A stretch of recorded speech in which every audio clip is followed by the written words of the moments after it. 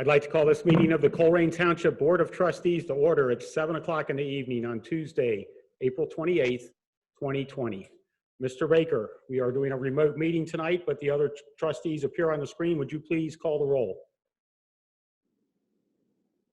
Mr. Rajagopal? Here. Mr. Unger? Here.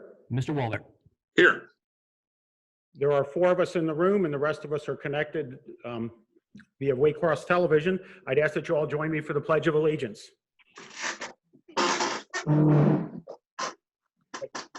Of America, and to the republic Public, which it stands, One nation, under God, indivisible, with liberty and justice for all. Justice for all. Thank you. And we're going to try something a little different for our meditation tonight. Waycross has put together a wonderful inspirational video for our business community, and if the technology's right, Jeff.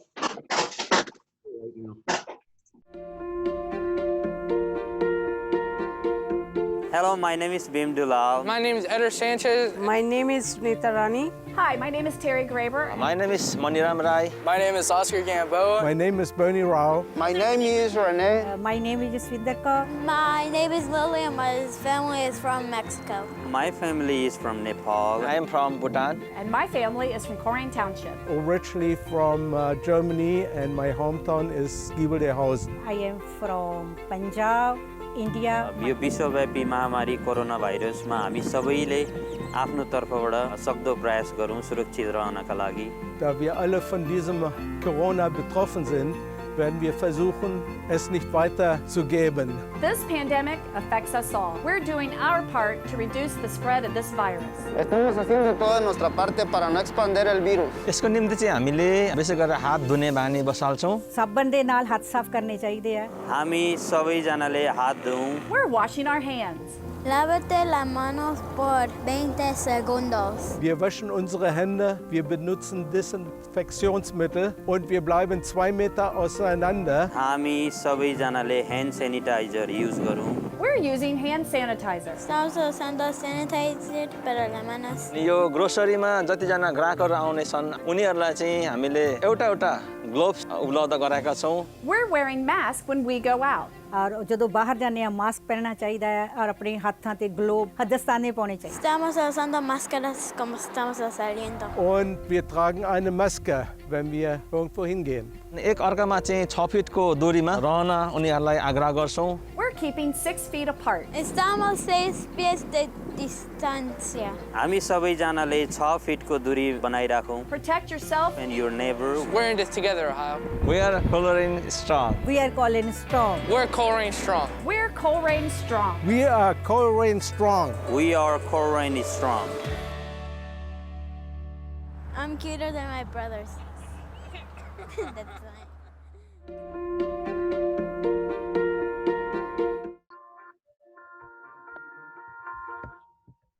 Thank you very much. In lieu of our typical meditation, I thought that was very inspirational and really shows that during this economic and viral shutdown that we are all we're facing things from different angles, but it is true we are in this together. Our next item is approval of minutes. Fiscal Officer Jeff Baker. Thank you, Board. I'd like to ask the Board to approve the April 14th regular meeting minutes, please. Board motion that we approve the April 14th minutes. I'll second it, Dan. It's been motioned and seconded. Is there any discussion? Hearing none, Jeff Baker, please call for a vote. Mr. Rajagopal? Aye. Mr. Unger? Aye. Mr. Waller? Aye. Motion carries. And our next item is presentations. Mr. Mills. Thank you, Mr. Unger. Good evening. Good evening, Board of Trustees. We have 2 presentations for you this evening. The first one is a presentation from the YMCA on senior center activities, and that presentation will be given by Nora Dashley. Hi, everyone. Hi, Nora. How Hello. are you? Good. I just want to thank all of you for allowing us to present all the good things that's been happening within Colerain Township. So unfortunately, with the pandemic, you know, the COVID-19, it was a very emotional time for us all to embrace this change, specifically with the seniors being isolated. Can you all hear me okay? Yes. Sure. And so I knew, Cindy and we knew that we had to put an action plan together. So my first thing that what we did was to call all of our regular members that participate in our meal program because we knew it would affect them. Knowing Nora? that they rely on the seniors. Yes. I'm sorry to break in. I just got a text message from somebody watching on Waycross that said that they cannot hear it all. They cannot hear me? They can't hear the entire Waycross feed, so I don't know. I think that may have been when the video was playing. It may be maybe check back again because I think the video or the audio is working now. Okay. Sorry about that. I didn't mean to interrupt. That's okay. My audio is working over here. Okay. Okay. So as I was saying that with Colerain Township, you know, being the second largest township in Ohio, we just knew that we had to do something right away. And one was the meal program that we offer. So I spent 6 hours the first day just calling our members to see. So currently, what we are serving almost 60 members right now with our Council on Aging meal program. And I just want to say I could not do this without the township support and of course Cindy, the Y support.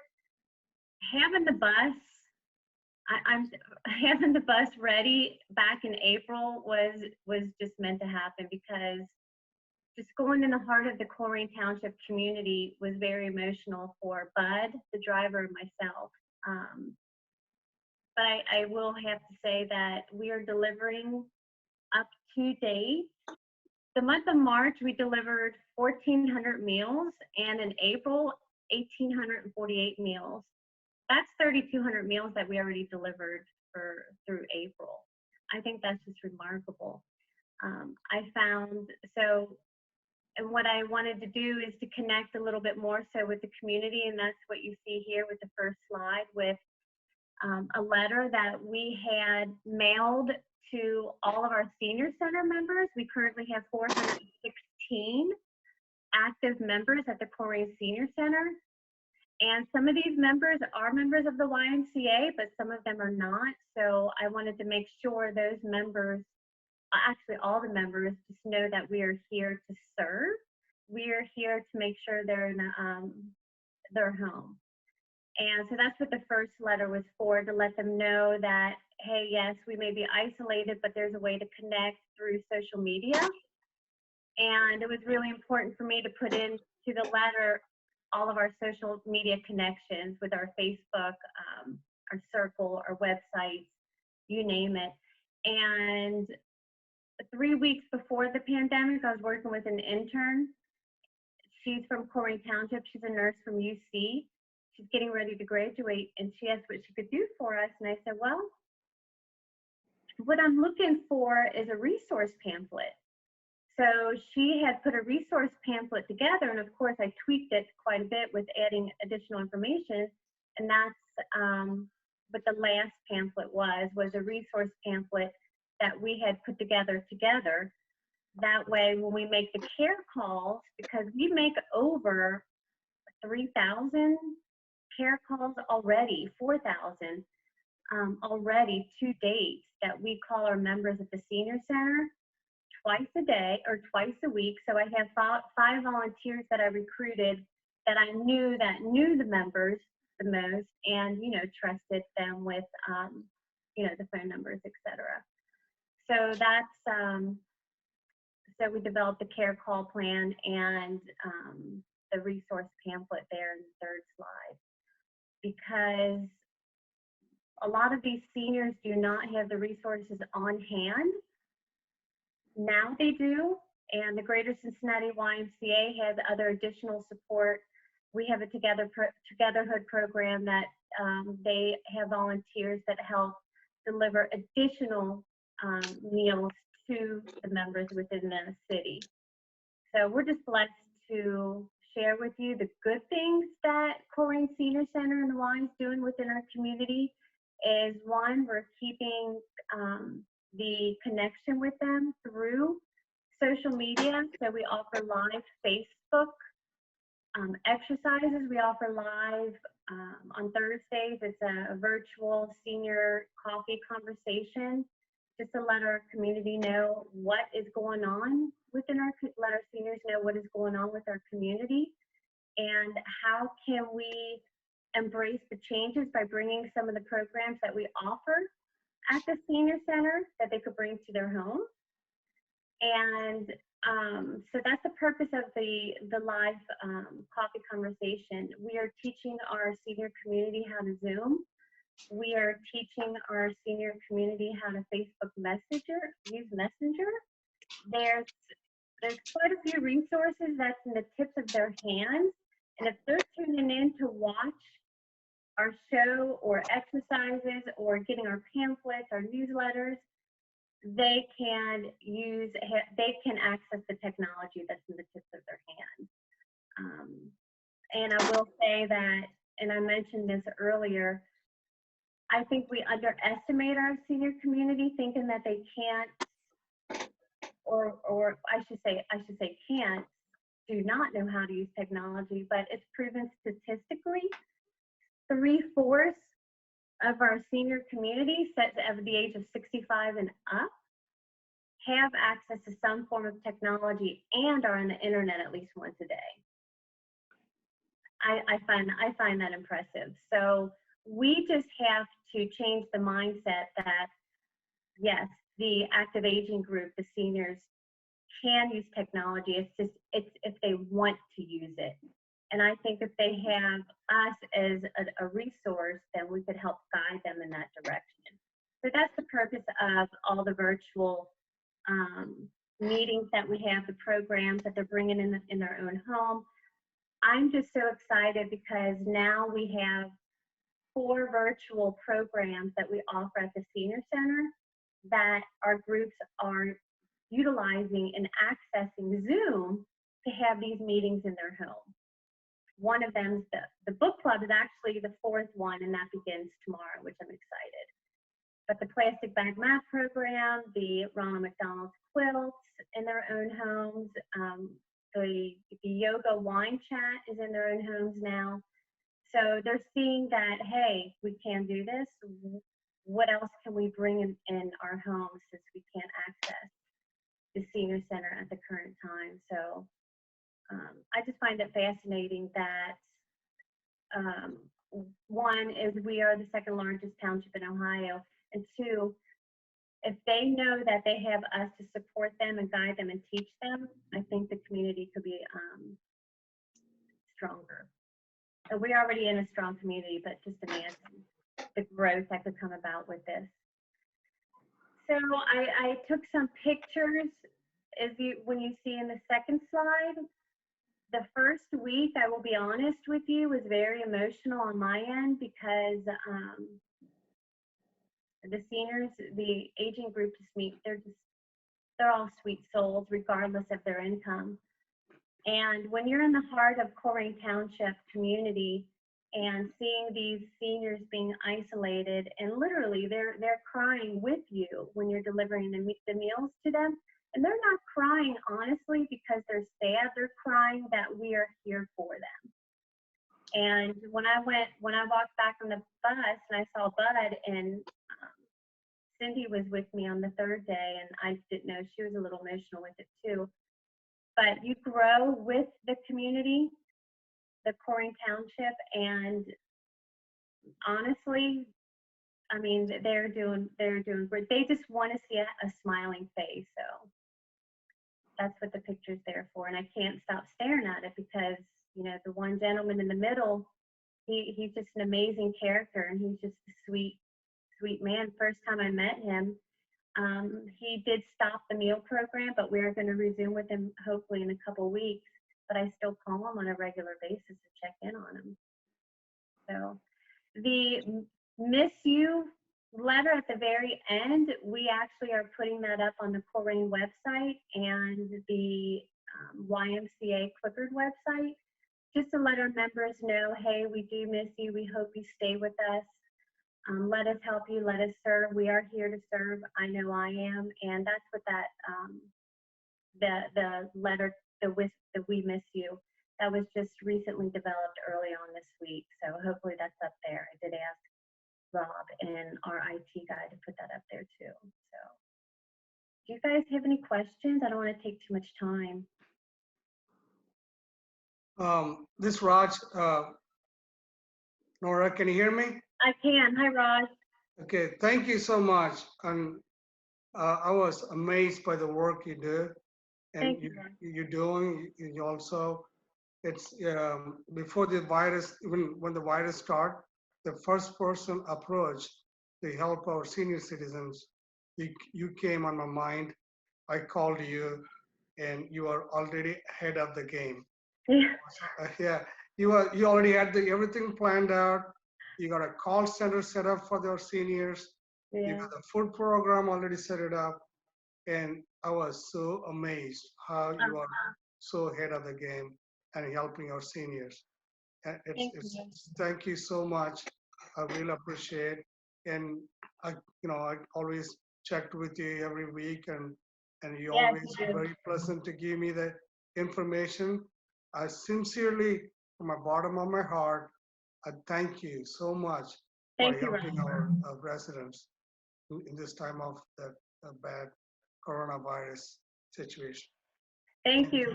You know, I asked Bud, it was exactly March 11th. It was a Wednesday. And I said, Bud, this is what we're going to do. Are you in?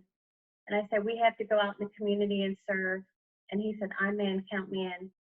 So I just knew the first part of March, we had to put an action plan together, and this was the first thing I had to do. And then, of course, check our members. Our members love when we call them. One gentleman I called yesterday, and he said, if you didn't call me on a regular basis, I wouldn't talk to anybody. So these members are isolated. Most of them don't have family, and if they do have family, they don't, you just get to know them on a personal level. But what I do know with your support and the Y support, and Cindy's just amazing in general, we can all do this and embrace this change, what we're going through right now. And I could see it going into a positive direction. I could see our members coming back and embracing this change. And, we're all going to grow from this. So I thank the township. I thank our trustees. I thank all of you for supporting us. Nora, please convey my thanks to Cindy also. And she also played a big part, and you both worked together. I will. Thank you, Raj. Thank you. Nora, this is Matt. I'll just echo what Raj said. The work that you guys are doing is tremendous, and we're blessed to have you. And just thank you so much for everything that you guys are doing to help us pull through this economically and health-wise and socially too, which you pointed out is quite important. But we're certainly lucky to have you. Thank you so much. Thank you, Matt. Hello, Nora. I had a nice phone conversation with you last week, and thank you for the update. And I actually stopped by the YMCA on Cheviot Road today and had a nice conversation with Cindy. Yeah. And I thank you and her and everyone else involved for all the great work that you're doing, and thanks for participating this evening. Oh, you're welcome. So I forgot to mention the crafts, the kids, so the healthcare providers drop off their kids at the Y, because we're one of the facilities where we watch the children, and they look forward making crafts for our clients and our members. And so the pictures that I put up there are so meaningful, because like I said, these members don't really connect or socialize with anybody outside their unit. Some live by themselves also.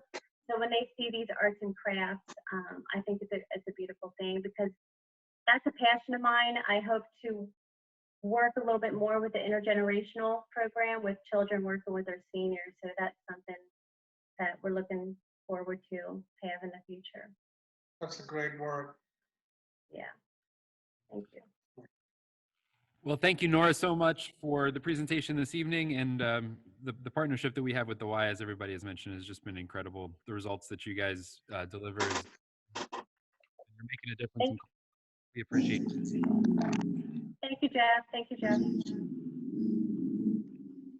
our next item, presentation on financial scenarios for the fire department. And I'll let you take that, Jeff. You said this evening we're going to hear from Jeff Weckbach. Last meeting on the 14th, we heard about the needs assessment that was conducted by Chief Cook and the fire department. And tonight we're going to talk about the sort of financial scenarios for the fire department moving forward. So with that, I will turn the floor over to Chief Frank Cook.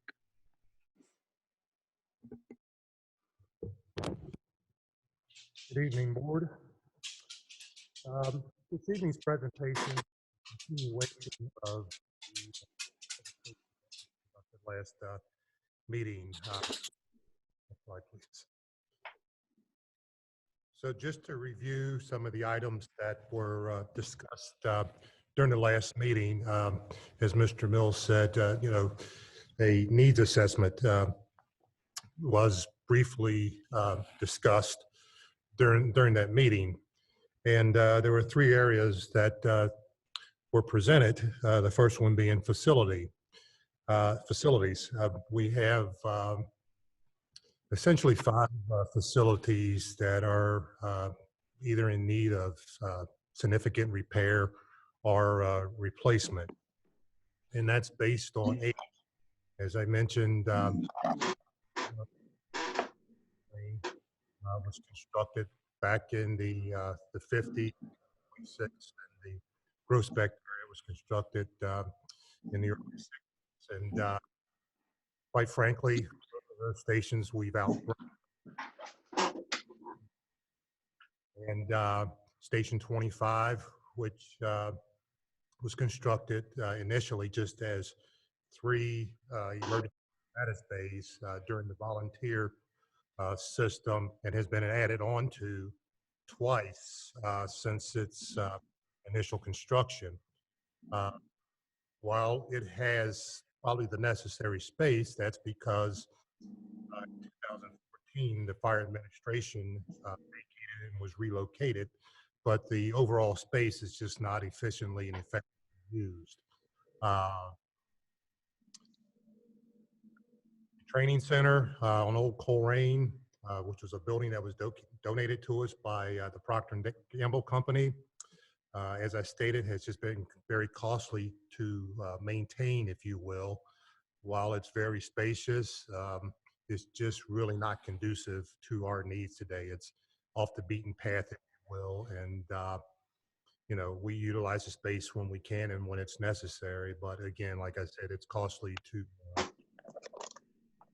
And the training tower, it's centrally located. A training facility that houses storage, a training room, some locker, restroom, shower type facilities would be more suited for our use, again, by having that facility centrally located. Next slide, please. I also discussed our apparatus and vehicle needs in the future. Currently, we have 10 vehicles that are between the age of 1989 and 2001. While our fleet maintenance services does an excellent job in maintaining them, they become very costly.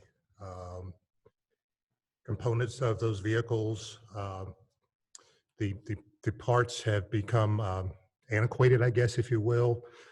Sometimes it's hard to find parts, and when you do, you pay top dollar for them. They're constantly in the shop being maintained and repaired. So, you know, like I said, we have 10 vehicles within that age range of 1989 to 2001. And that's a variety of vehicles that are 2 water tankers, which are critical to our fire suppression services, are the oldest, 1989. You know, that's all part of a key component of our ISO 1 rating. And it gives us the ability to provide excellent fire protection services to our areas that don't have fire hydrants in them. So they're very critical to our operation, as all of our vehicles and fire apparatus and ambulances are very critical to our service delivery. Next slide, please.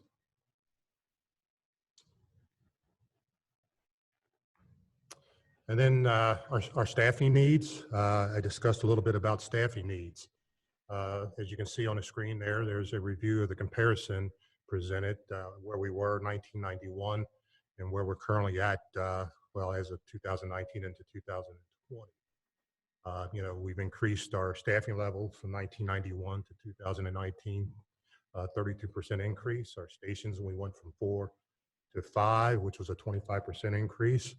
And most critically is our incident volume has almost doubled. Our incident volume in 2019 was 5,384.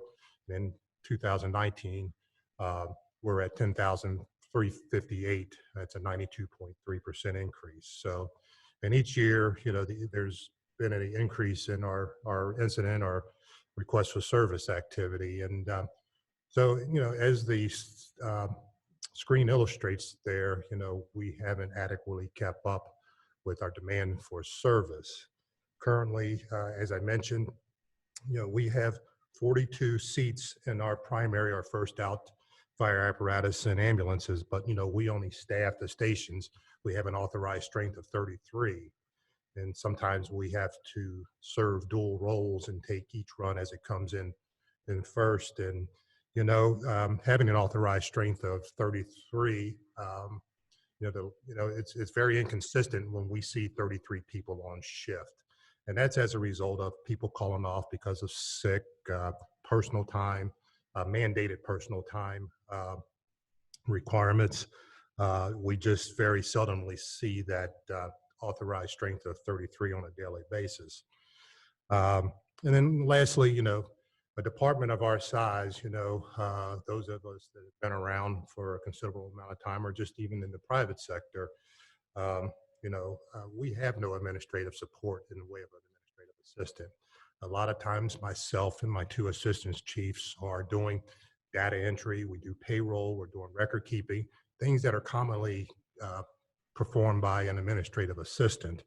And, we haven't had an administrative system for over 5 years. And consequently, there's consequences as a result of that. I know personally, and I can speak for my assistant chiefs, we're either taking our work home with us and doing it to late hours of the evening. We're in here on weekends doing our work just to kind of stay ahead. And, quite frankly, in trying to maintain a family, it's often difficult because, our work, for me, I'm fortunate that my wife has been tolerable. Those have been my work habits, ever since I've become a manager within this department. But the time is here that we certainly could use some administrative support, along with some additional staffing, to ensure that we're still able to consistently deliver quality services to this community. So at this time, I'd like to turn it over to Mr. Weckbach, for his portion of the presentation.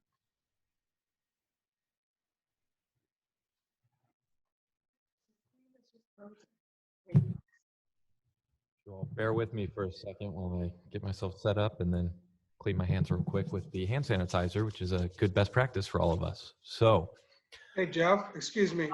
I got people telling me that the Waycross screen is frozen. They can see on the TV. It's frozen.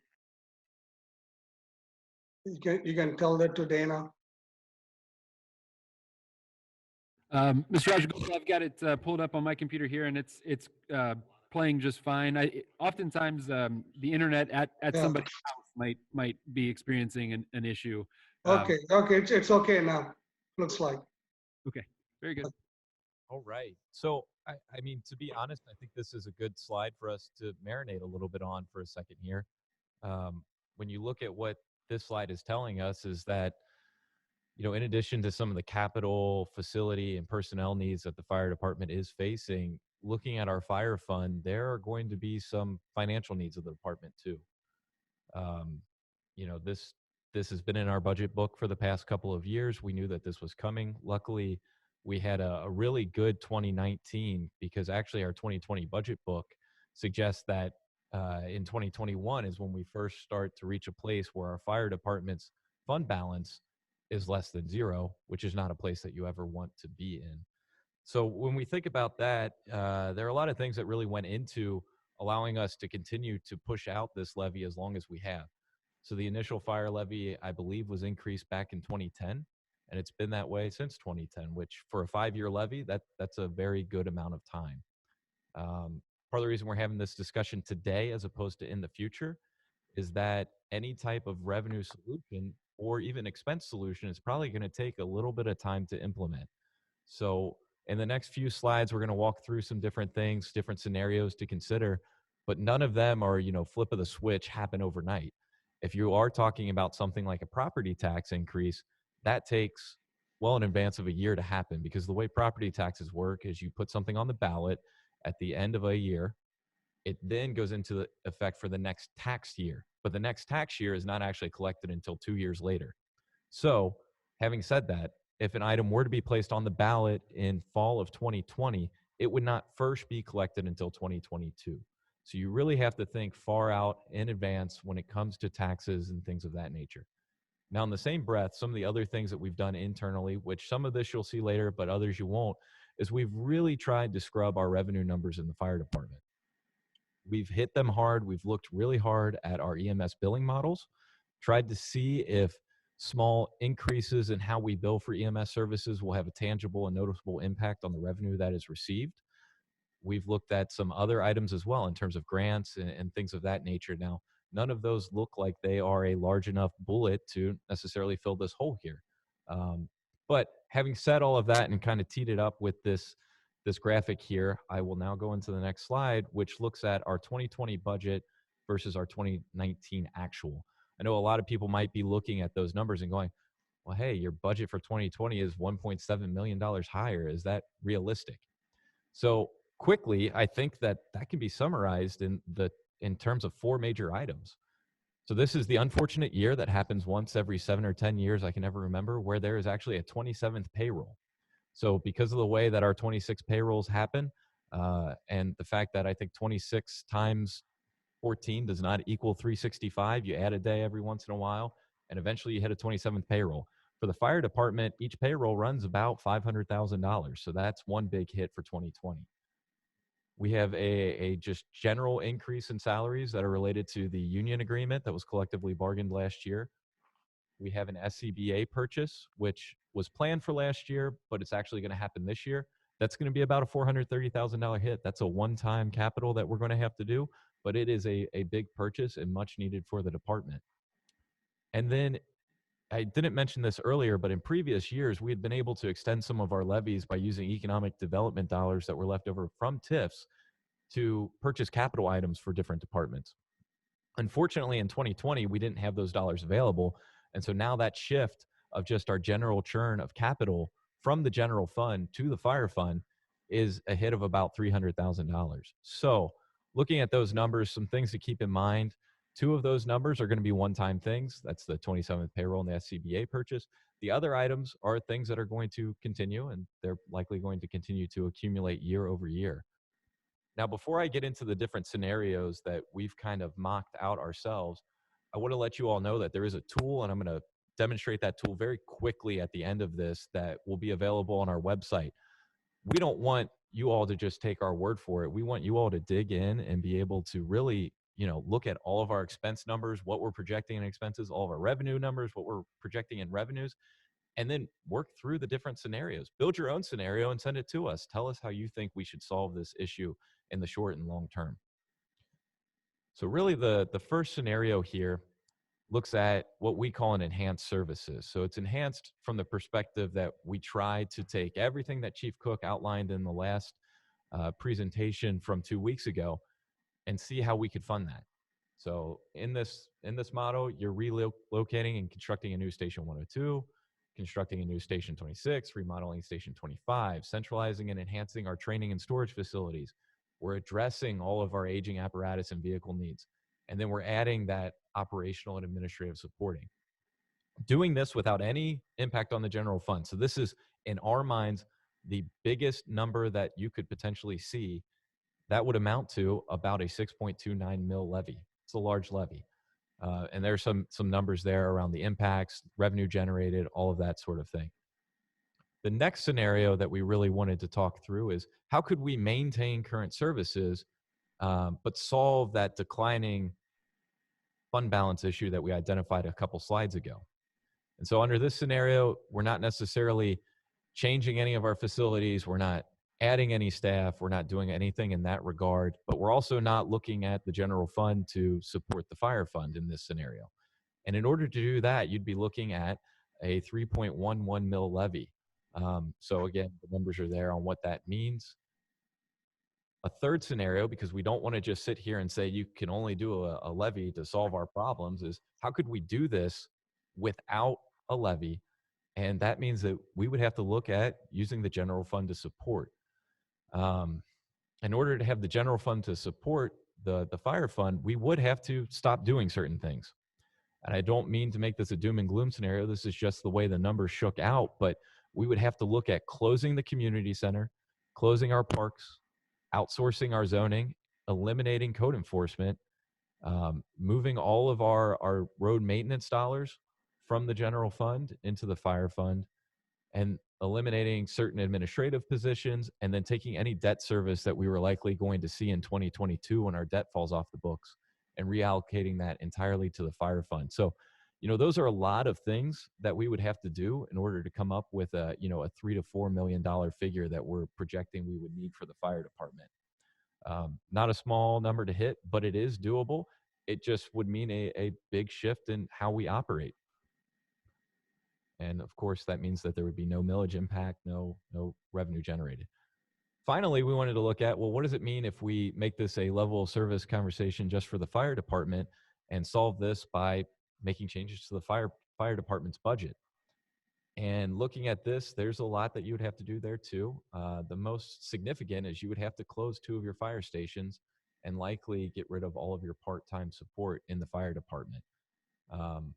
There are other items outlined here that we would look to do in order to make this happen. But at the end of the day, this would likely result in a change in our ISO 1 score, and it would also likely result in an increase in emergency response time. So we're talking about some real things.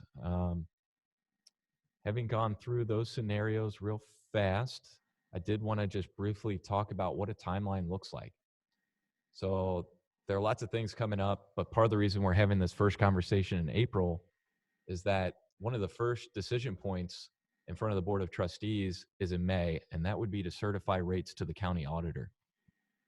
So when you're going about a process to establish potentially a new levy, you have to first send a resolution down to the county auditor asking him to certify what that property tax collection would look like, what the rates actually wind up being in terms of millage, and all of that.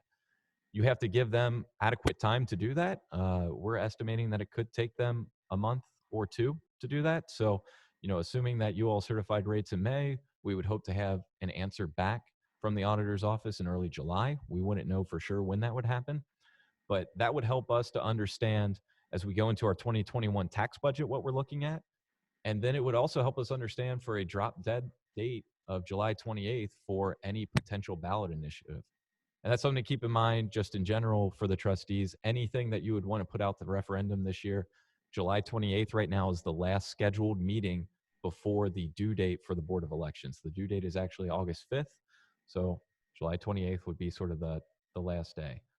And then, of course, if you did decide to go that route, November 3rd would be the general election, and December 8th would be when we do our budget. So we'd have the month of December, or we'd have the full month of November essentially to figure out, what the voters decided, what they want to do, and how that impacts our budgets, and to either, make some hard choices or, strategically figure out how we best deploy those resources in the future. This slide here is just a perspective on levies in Colerain Township as it relates to the fire department. So the first real levy that this department ever had was back in 1988, and that was for 6.96 mils. And then in 2000, so 12 years later, a 4.34 mil levy was put on the ballots and approved by the voters. 5 years later, that was renewed. And then 5 years after that, that was renewed and increased by just under 1 mil. So, 2010 was the last time that the voters had an opportunity to weigh in on the level of service of the fire department.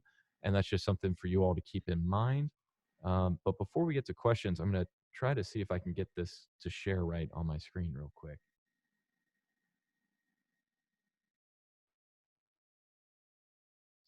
So I referenced this earlier. This is a tool that we put together. It's on our website actually right now as we speak. So residents can download this. It's an Excel tool, so you have to have Excel to use it properly. But what you can see over here on the right, where my mouse is kind of moving, is the fund balance. And then on the left, with this tool, you can make changes through drop-down windows. So right now I clicked on this new Station 26 option. I can click the drop-down window. I can put yes or no. If I click yes, it automatically calculates what a debt service payment would look like on a station. These debt service payments are assumed at 30 years with a various interest rate. And so as I make these changes, it will actually change this graph over here. So if I wanted to come up here and throw in a number for a potential fire property tax levy, let's say I wanted to do 2 mils just to show the impact of the tool, you see how the graph shifts really quick, and it shifts all those numbers that show what fund balances would look like. So, this is really intended to be a way for you all to play with the numbers, play with the options, figure out what our best path forward might be. Because while we outlined a few scenarios, the fact of the matter is there's a continuum of scenarios that range from the far end, which would be, closing things, to a full levy that meets all the needs that the fire department has identified over the next 5 to 10 years. And so this tool is out there. Like I said, you can toggle on and off different things, but I'll finalize here by showing a couple other quick things. So like right now I've got the number 2 in for potential property tax increase. If I wanted to, as a homeowner, to see, well, what does that mean for me? I can plug in my home value. So if I say 100,000, here is my home value, that would mean that a 2 mil levy would cost me as a person about $70. So the highlighted cells are cells where you put in numbers. Every other cell that is under the option tab is something that you do a drop down on. Like I said, this was all created in Excel, so it was free for us to create outside of staff time. Some of the other things that I want to point out here, because you see tabs at the very bottom of the screen, we have expense history. And under this, you can go and look at our actual expenses for every line in the fire department over the past several years. And then you can also look out at future years to see what are we projecting. And so that'll help you to know, do you like our numbers? Do you not like our numbers? If you find something that you believe is a wrong number, absolutely reach out to us and tell us, because if we're missing something, we'll gladly change the numbers to make them correct. We also have the same thing here for our revenues. We've got a handy little tool that can help you calculate debt service if you want to get into all that fun stuff. And then finally, we have an annual impact table. So this table is structured to show you sort of the range of options. So from a half mil levy all the way up to a 7 mil levy, what does that mean on any of those different property values that are in column A? And what kind of revenue would that bring in at the end? So, we're trying to just put this out there as information for everyone so that they can digest, they can see what we're looking at, and that hopefully we can all, as a group, come together on a consensus on what our path forward is. And so one final note on this tool, it does have a lot of what we call protected cells in Excel. So you're not going to be able to go in, and actually I'll show you right now, like if I wanted to change this formula by putting in a random number, it's going to pop up and say, nope, you can't touch that. So you cannot break this tool, hopefully, unless I said something that I didn't, but it should be set up that it's a protected sheet that you can mess with, the columns that you can mess with, and you can't mess with the others. With that, I will kind of do questions for myself or Chief Cook. Hey, Jeff, I've got a couple comments and questions. Sure. Thank you for putting all this together. The first thing I would like people to know is a couple things.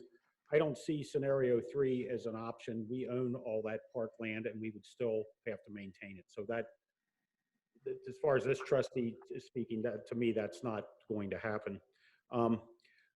We did add a position for, and this is all stuff just to think about, and I'm just one of the 3, did add a position for an administrative assistant for the administrative office. And it's difficult to discuss this because half of everybody's shut down right now, but as that person takes her seat, maybe there's some administrative help there. A couple of the big ticket items, you know, townships and governments and cities own a lot of buildings and that type of thing. And there's a cost of building them, there's a cost of maintaining them. In the world I come from, which has always been in private industry, there's a lot of people that build buildings and lease them to people. I know that when Kroger's was on Colerain Avenue, where the new Big Lots is, I don't believe Kroger's ever owned that building, but they operated out of it for 20 years. And there was probably some type of tax advantage to doing that. And I'm not such a financial guy that I would know the rules on that, but my direction to the administration would be, why don't you look at some type of public-private partnership as far as these really big ticket items? You know, and furthermore, when our fire stations were built, they were built to where they needed to be 30 or 40 or 50 years ago. And maybe they're not even in the right place. And I know we have a piece of land up off of Struble Road that this was before my time, but isn't that land, if we use it by a certain date, we get that piece of land at no cost? Yes, sir. In the Struble Road Industrial Park. So my challenge to you, Jeff Weckbach and Jeff Baker and Jeff Mills and Jeff McElreevy and all the Jeffs and Frank, would be to see if there's some type of public-private partnership to get a building built, because I realize that a new fire station, and I don't know that we would do 2 of them at once, but it's going to outlive everybody here, you know, and that's a big, major, long-term investment for the community. And there's so many property management companies and different people that build stuff, and maybe there's a tax advantage to them, and maybe there's some way to work that out. So I would ask that you guys come back to the trustees with some ideas or concepts and sort of reach out, because one of the other things I wanted to mention is we talk about our tax collection, guess what? I don't think it's going to happen. We're not going to have 100% collection. Those bills are due for the last year, they're due at the end of June. And there's a lot of folks out there, as we all know, that lost their jobs or are unemployed. And I've been doing a little project for our church where I'm a volunteer, and they gave me 60 names to call. And I talked to so many people that are financially struggling right now. So our bigger, more immediate problem is on our very next tax collection. And so my challenge to the administration here is we got to really start thinking different ways here and see if we can find, there's a lot of big companies or small companies or property owners here in Colerain Township or whoever, see if there's something out there that can be worked out. And I don't know how you would do that, if we would have to post a request for proposals or request for ideas or whatever, but I really think that we need to look at a different model for getting these buildings built. So that's my challenge. Raj or Greg, did you, I'm sorry, I am so Roger, Matt, did you? Raj, you want me to go first, or you want Matt to go first? Raj, you can go. Yeah? All right. Go ahead. Yeah, Jeff, I got a question for you. You asking for a 6.29 mil, right? That's top of that existing mill, what, 5.34, something like that, correct? What's the existing mill now? 5.3 something, right? 0.96 Right? plus 5.27. So Okay, so you're proposing 6.29. So in the ballot, the total number of mill would be 11.56, correct? No, so what I'm So suggesting. we got an existing mill, and additional to that, you're asking 6.29, correct? So right now we have 6.96 plus, and I'm doing the math here. I've always been told don't do math on the spot, but I'm gonna do it here. So right now, existing on the books, it should be a 12.23 mills that go to the fire department every year. So this would be potentially anywhere from 0 up to 6 mills in addition, depending on what type of service level you all want for the fire department moving forward. Okay, now, with all the things that you like to see have it, the fire department, to make our department the great.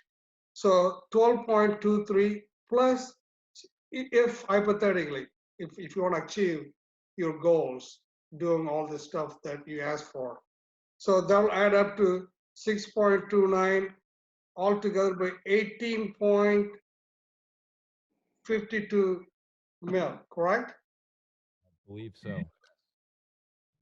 So how much translate to the 100,000 mil? So that total amount, that 18.52, will affect properties differently. So the hard part with the way property taxes in Ohio are structured is that you get locked in based on your valuation when that levy was passed. So, you know, your property from 1988, that value is set in stone. That doesn't necessarily change as your home value is going to increase or decrease by a ton. At least that's my understanding. So each home is going to be affected a little differently on the total, but the new, we can calculate what the news impact is going to have per 100,000. Okay. Thank you. Thanks, Jeff. Yeah, Jeff, this is Matt. Thanks again for putting all that together. I think I agree with, it's kind of a open-ended challenge. I agree with Dan. I think that the key for governments going forward, in municipal and township governments, is to be creative.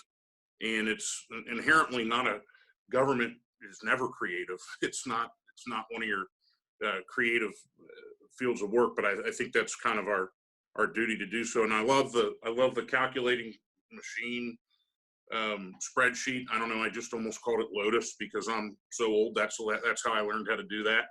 But that's fantastic. And come fantasy football time, I'll be calling for one of those for my draft. So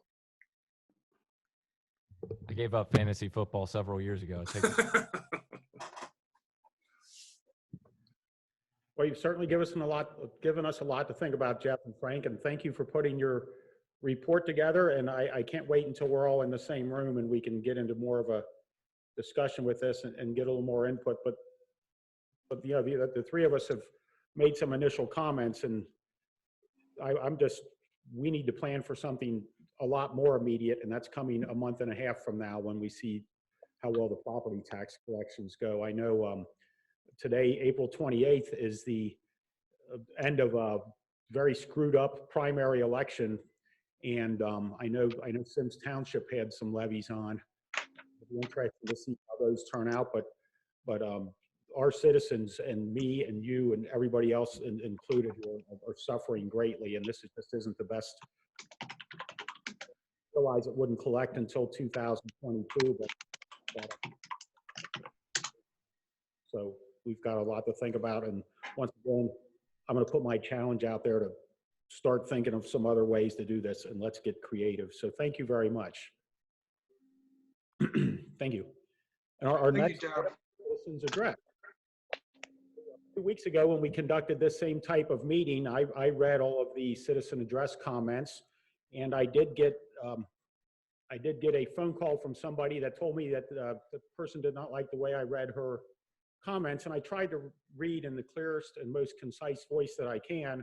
So I'm going to ask Mr. Mills to read those, and that way you've not any one of the three trustees reading it, but somebody that represents all three of us. So if you could go ahead, Jeff. Okay, very good. And you got a good sound on that, Dana? Okay, please proceed, Jeff. Thanks. Before I move into this, I just want to mention all the documents that Mr. Weckbach just referenced are available right now on our website. If you you can navigate to them by going to colerain.org, clicking on transparency, and then on the left-hand side there's a column, and if you click on Document Center and scroll down to the heading that says Fire Financial Related Documents 2020. There's three documents that Mr. Weckbach referenced. Okay. With that, I'll begin citizens address. The first comments come from Ms. Kathy Moore. In her email, she says, please read my comments at the meeting on Tuesday night. And as an attachment, she provided this. 4/28/2020 meeting topics, Kathy Moore. During the March 10th public meeting, Raj asked Mr. Mills about the Financial Advisory Committee status. Mr. Mills informed the board that when the township was sued by residents, Stephanie Wright and me, for violating the Sunshine Law, that, quote, we, unquote, paused the FAC and LUP committees. It appears as if the board was not aware of this. Mr. Mills adamantly denied any violation of wrongdoing, so I have to wonder the reason behind the, quote, pause, unquote. The trustees appointed members to the FAC committee, so it was not something Mr. Mills should have had the authority, in my opinion, to, quote, pause, unquote. Hamilton County Common Pleas judge ruled on April 17th that, in fact, the Board of Trustees did violate the Sunshine Law. Does that mean a permanent, quote, pause, unquote, for these committees? Mr. Mills keeps repeating the need for communication. Quote, more communication, end quote, is what was emphasized at your town halls, that you were not present, by basically a handful of individuals. What could the township possibly have to share for another 20 hours a week? We certainly don't need any more Rose Garden chats. What exactly are you looking to make the residents aware of that they don't already have access to? We have Circle. We have a web page for departments and multiple social media pages. We have Waycross for meetings and events. And you want to pay for more social media. We need employees to do their jobs and not be looking for ways to fill video space. Employees have a hard time enough keeping up with their responsibilities that they shouldn't have to worry about, quote, communicating, end quote, for another 20 hours a week. Tawana seems to be doing a good job posting on Circle. Again, it appears we have an employee capable of providing a service, but the board wants to outsource, wasting our tax dollars. Do you even know specifically what you're looking for? You will never be able to supply communication to everyone. If someone really wants to know something, they should be able to call any department and ask. I was surprised at the last meeting when the president of the board said, quote, we are working on public records, end quote. We have brought this topic up many times in the past year and the board sat silent. I'm curious as to why the response has abruptly changed. Okay, the next citizen address comments come from Mr. Mike Camella. The 2007 resolution 44-07 that establishes a daytime curfew for juveniles should be amended by the addition of a new section. The new section should contain language that extends permissible enforcement to Ohio governor mandates such as the current, quote, stay at home, stay in place, end quote, order. Mike Camilla, Northbrook resident, 21 years. The next citizens address comments come from Stephanie Wright. Trustees, I am commenting on the agenda item MOU with Waycross Media. After reading this MOU between Waycross and Colerain Township, I have noticed several items that are alarming. First of all, we already have a contract with Waycross in the amount of $55,000 a year, and now the Board of Trustees want to engage Waycross for additional services for an additional $20,000 per year for a grand total of $75,000 a year. The only thing is new agreement with Waycross does is spend more township money. Between all the township social media accounts, fire department Facebook page, police department Facebook page, Circle, fire department Twitter page, AKA Colerain Stay the Course, township website, Colerain Township Facebook page, and another 12 community pages that daily report on the happenings within our community. I would say this avenue is saturated with news feeds and public information. If people want to be informed, the information is out there. Like I have been saying for years, you can't make people get involved. Usually people only take notice when something directly affects them. This is a waste of tax dollars. I would strongly encourage the Board of Trustees not to pass this additional involvement with Waycross Media. Time to think outside the box. Our residents are as informed as they can be in this context. Thanks, Stephanie Wright. I didn't bring enough water. Do you have another bottle? Thank you.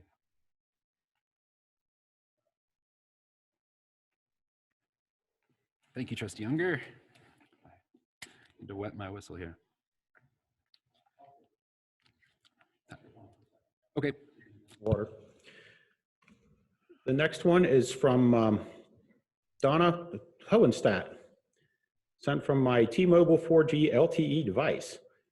Dear fellow trustees, I am Donna Hohenstadt, and I live at 2851 Breezy Way and have for the last 47 years. My concern is the sidewalk from Burnside to Breezy Way that belongs to the township. There's a problem with the drain pipe, and when it rains, there's water everywhere, making it difficult to get through all that mess. I've emailed zoning and planning, Mike Iona, Roads Division, Dan Schulte. I called Colerain Township Public Works Department and left a message for Todd Mandy, but I think she means Bandy. Also called Director of Public Services Jackie O'Connell with a message. I truly feel this issue should be looked at and addressed. I have attached a picture looking from Burnside to Breezy Way. I will be sending one more as well. Thank you so much and look forward to hearing from you. Sincerely, Donna Hohenstadt. Stay healthy and strong. And I don't know if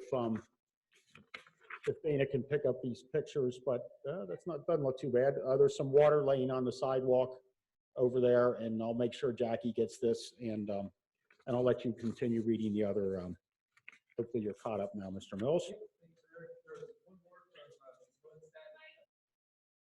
Thank you, Mr. Unger. There is one more from Ms. Hohenstadt. It says, sent from my T-Mobile 4G LTE device. Hello, trustees. Here's another picture of the sidewalk looking towards Burnside Drive. Yep.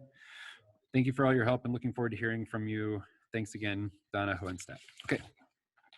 Next, we have Bruce Morano. Hope all the township folks are doing well during these times. Thanks for accepting my comments on a few agenda items. Under New Business Administration, item C, concerning 2021 Stormwater District level services, I commend the Township Administration for identifying that the Storm District has been collecting a large sum of funds from township residents and providing little in the way of benefits for many years. I support the township not signing this 2021 agreement if we can legally pursue redirecting these funds for direct township stormwater utilization / benefit. Under old business, item B, concerning entering into a supplemental contract with Waycross for communication services. I believe this contract is a direct duplication of the services provided by Circle and the township website. This contract provides no innovative materials that benefit the township or its residents. All new and innovative materials are still to be developed and written by township employees and should be disseminated using our current methods. Last year's meeting with those citizens dealing with increased communications did not ask for more same old ways of communications. Residents are looking for more innovative, less costly ways of communications. One of the suggestions was a township newsletter that would be written by township administrative folks or residents and printed cost effectively and distributed in local stores for free. This supplemental contract does not fill the requested need to communicate with residents who do not use Waycross or other electronic media.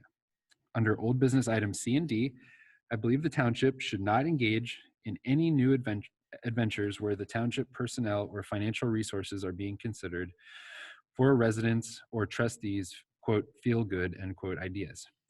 The township resources may currently be more stable than others due to its property tax base, but we are all in for an unpredictable future. Thus, my recommendation for item C is to vote for option 2, quote, link to a web page to connect residents to existing external resources, end quote. My recommendation for item D is to vote for option 3, quote, pause on the issue, end quote. Thanks for your consideration, W. Bruce Morano. The next citizens address is from Charlie and Rose Spiker.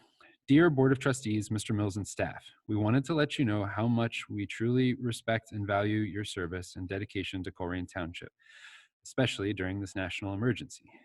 We appreciate the online videos from the administrators, staff, department heads, trustees, business owners, and even Colerain's own Cincinnati Reds bat boy, Teddy Kramer, reminding us all of what needs to be done to stay safe and prevent the coronavirus from spreading in our community. Of course, television airs news 24/7. But it's even more important and reassuring to know our local government is on top of the situation and handling it with such professionalism and genuine concern for the safety and well-being of the residents. The fire department and battalion chief Steve Kahn have posted informative videos about the coronavirus and practical advice about social protocols and masks, plus a free printable COVID-19 time capsule booklet for children so that they can document this rare historical event in their lives. Wishing you all good health and again, thanks for your hard work and dedication during this challenging time, and always hashtag Colerain Strong. Oh, during this challenging time and always. Hashtag Colerain Strong, hashtag we are all in this together. Best regards, Charlie and Rose Spiker.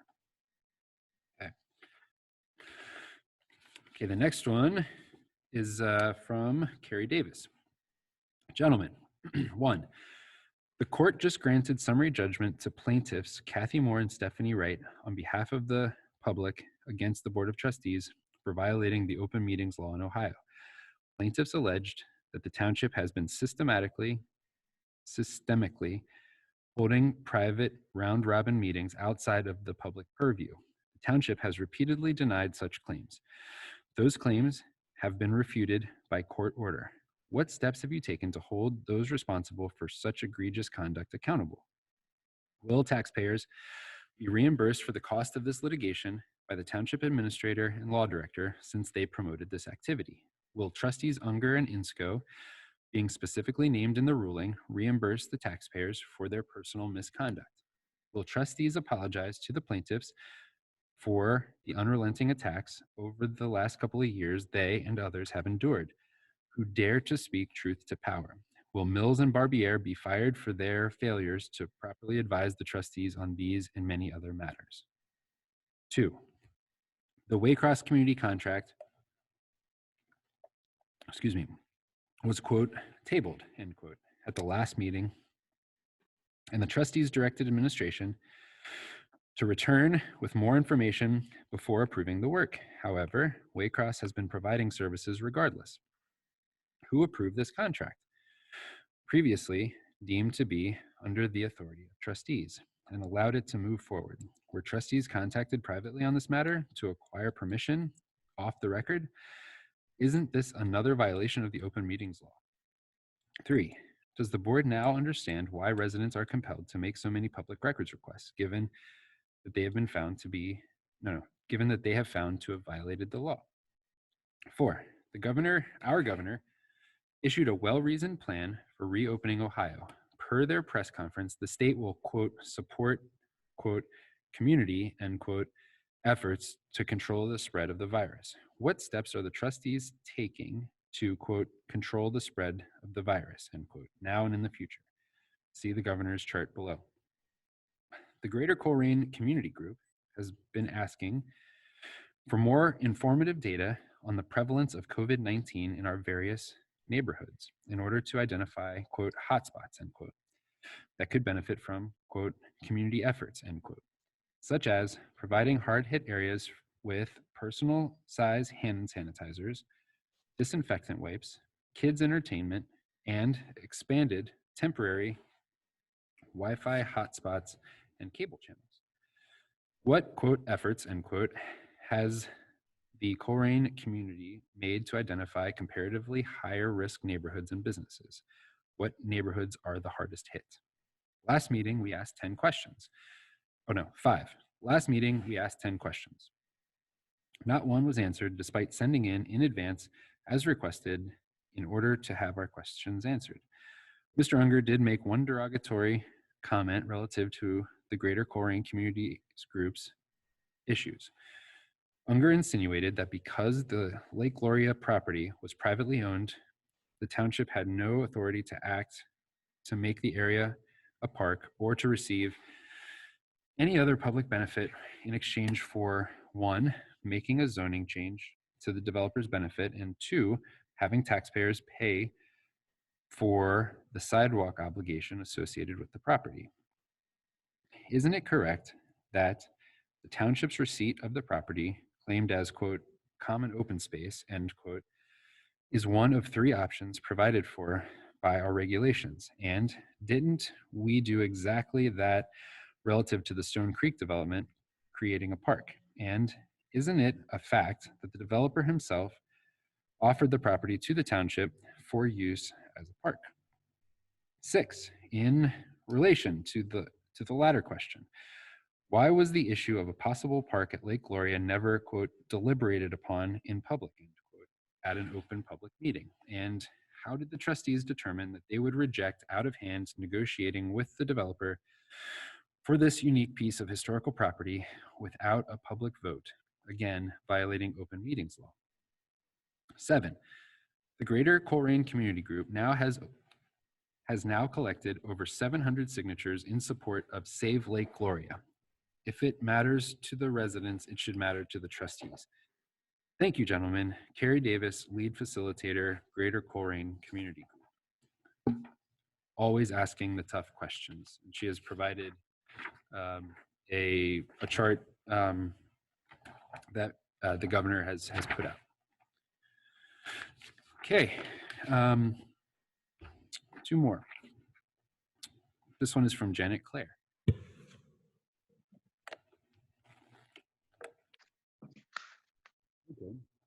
Okay, on Hollybrook Court, there is a family that has 2 cars in the driveway, not working. One is harboring lots and lots of wasps. 2, one street, one with temporary plates. How many cars and 2 drivers have? Next main problem, lots of junk in front yard and old wood, fencing, tools, and garbage everywhere. There has been a treadmill in pieces on the front lawn. Is there a way to make them clean up the place? Every other yard on our street is very nice and clean. Thank you, janetclaire@gmail.com. I do not need to give the address. Just drive down and you will see it on the right side of the street. And finally, from Rose and Charlie Spiker. Dear Mr. Unger, we just wanted to share our opinion about the social service options in the clear and precise memorandum Jeff Weckbach prepared for you. Of the 3 options, we believe option 2 is the best at this time. There's no cost to the township, and the information Jeff suggested posting to the township website would be very helpful for many people during this pandemic. In addition, the township has residents who would appreciate knowing about the available social services in Colerain Township specifically, and those broader resources listed in the link. Jeff shared in his memorandum, even during normal times. It's https://www.cincinnatilibrary.org/resources/local.asp ? Category equals 24. The other issue of concern is the RFP for communications and media consulting services. In reviewing typical costs for such service online, we learned, quote, many newbie social media managers charge approximately $25 to $35 an hour to start, end quote. Bottom line, after doing the math, paying 2 experienced communication specialists $10 an hour for 20 hours a week to work on this time-consuming communications project for an entire year is a bargain and money well spent. Due to the coronavirus during this year and next, having a team of professionals monitor online communications and social media and create professional videos would be a huge asset to Colerain Township residents and free up staff to focus on the vital tasks at hand. We are all in this together. Clear communications is more paramount than ever for the safety and well-being of residents during these uncertain times. Please consider voting yes for the contract with Waycross on communication services.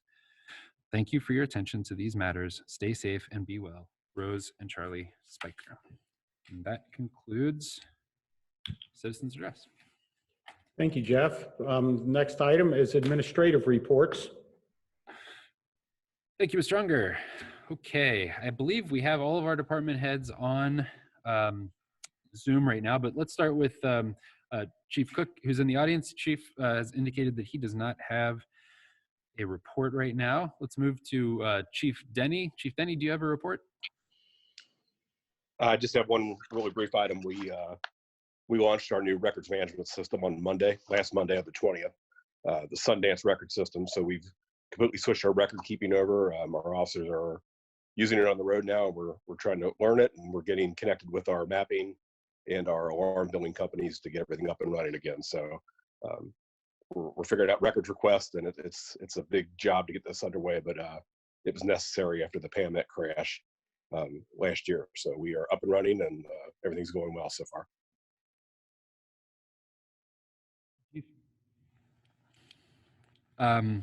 Okay, let's move to Jackie O'Connell in our Department of Public Services. Hello, Jackie. Good evening, gentlemen. My report is just very simple. I just want to remind everybody to get out and use your parks when the weather's so beautiful like it is, but remember social distancing is still important. So keep your space, don't use the equipment, bring hand sanitizer and a water bottle because our facilities aren't open. And pick up after yourself and pick up after your pets, especially the PPE, not your pet's PPE, your PPE. So don't drop your gloves and your face masks in the parking lot because one of our staff has to pick them up. So it kind of defeats the purpose of the protective wear. So that's all I've got. Jackie, yes. I just want to give a quick comment, like I told last meeting too. Your personnel work in the Heritage Park, they're doing amazing work. Please convey my thanks to them. They keep the park so beautiful. They work very, very hard. Convey my message to them, please. I will. That park is always very busy. Yes, yes. And there's many people really enjoying the park. Good. The whole park. Yes, that's what they're there for. Yeah, good. Thank you. Thank you. Great, thank you, Jackie. Next, we'll move to the Planning Department and Mr. Mike Iona. Good evening. I don't have too much to report. It's been business as usual in the planning department. One of the things that the current COVID epidemic has forced us to do is get innovative with how we conduct our business. And it's really pushed us to use some of that existing mobile infrastructure that we currently have to do things like permits, code enforcement, communication with citizens, developers, and our constituents who have questions about what we do. As I stated at the last meeting, staff has gone live with some new features on our website that we currently have added to be more transparent with some of the functions that we provide. And I'm going to try to use some technology here to maybe share some of that. Can you guys see that? Did it work? Maybe it won't. Maybe it will. Here we go. Can you see it? Tight. Okay, there we go. There you go. So we've added some new functions to our website. You know, we've made it a lot easier to use. We've added some quick links at the bottom here. Some of the things that I'm really happy that we've added. We've been working on these standard operating procedures graphics over the past few months in our spare time. And over the past few weeks, we've had time to really persevere and get these done. And what these are these very easy to understand informational graphics about the different processes we have. So we provide a variety of services from zoning permits to zone changes to final development plans to final development plan amendments, minor amendments, text amendments. We have a couple of different code enforcement tracks. And a lot of that can be very confusing for just your average constituent who doesn't typically get involved with these processes. So we've created these informative infographics that you see here. This is one of the examples that we have for all these different processes that we have on our website. Here's another example on code enforcement. So that way, anybody who is involved with that process, whether you receive, you're an adjoining property owner whose adjacent property is undergoing a zone change, you can quickly and easily go to our website and get all the information that you need about that application, about that violation, about that permit. And then you can very quickly look at the process and the informational graphics that we have on the website to understand, what's going on and how that process works. Of course, we always encourage, constituents and residents to reach out to us and ask questions, but we wanted to go that extra step to make sure that we had something when they called that we could say, hey, if you have a home computer, if you have your phone, can you go to this website and we can actually talk through it with them on the phone. So that's one of the things that we've added. As we discussed at our last meeting, we did add this new now pending page. So if you want to go look at any of our current applications to the Board of Zoning Appeals or Zoning Commission, we have all of those documents as well as the staff documents available right here on the website. And then finally, we've gone live with the Imagine Colerain website. And you can take a look at it here. What this is, again, it serves as the digital hub of activity for the new comprehensive plan, Imagine Colerain. And what this site does is it provides numerous functions, but one, it tells you, hey, what is a comp plan? It's going to allow us to share all the draft documents as we create those in a public format so that people can view them online from anywhere, again, from their home, computer, phone, on the go. They can provide comment on those. We've also got a page here where people can enroll to stay updated with the plan, as well as join our Facebook page. And one of the things I want to highlight here tonight is our digital input map. And since we cannot do large meetings right now due to the governor's order, we have this wonderful tool that we partnered with Cages to provide, and it's called a digital input map. And what it does is it allows anyone, again, from the convenience of their home, if you're in the car, you're waiting on somebody, if you have a phone, you can go here, you can go to the digital input map. It has a wonderful splash page that you see here. It tells you how to use it.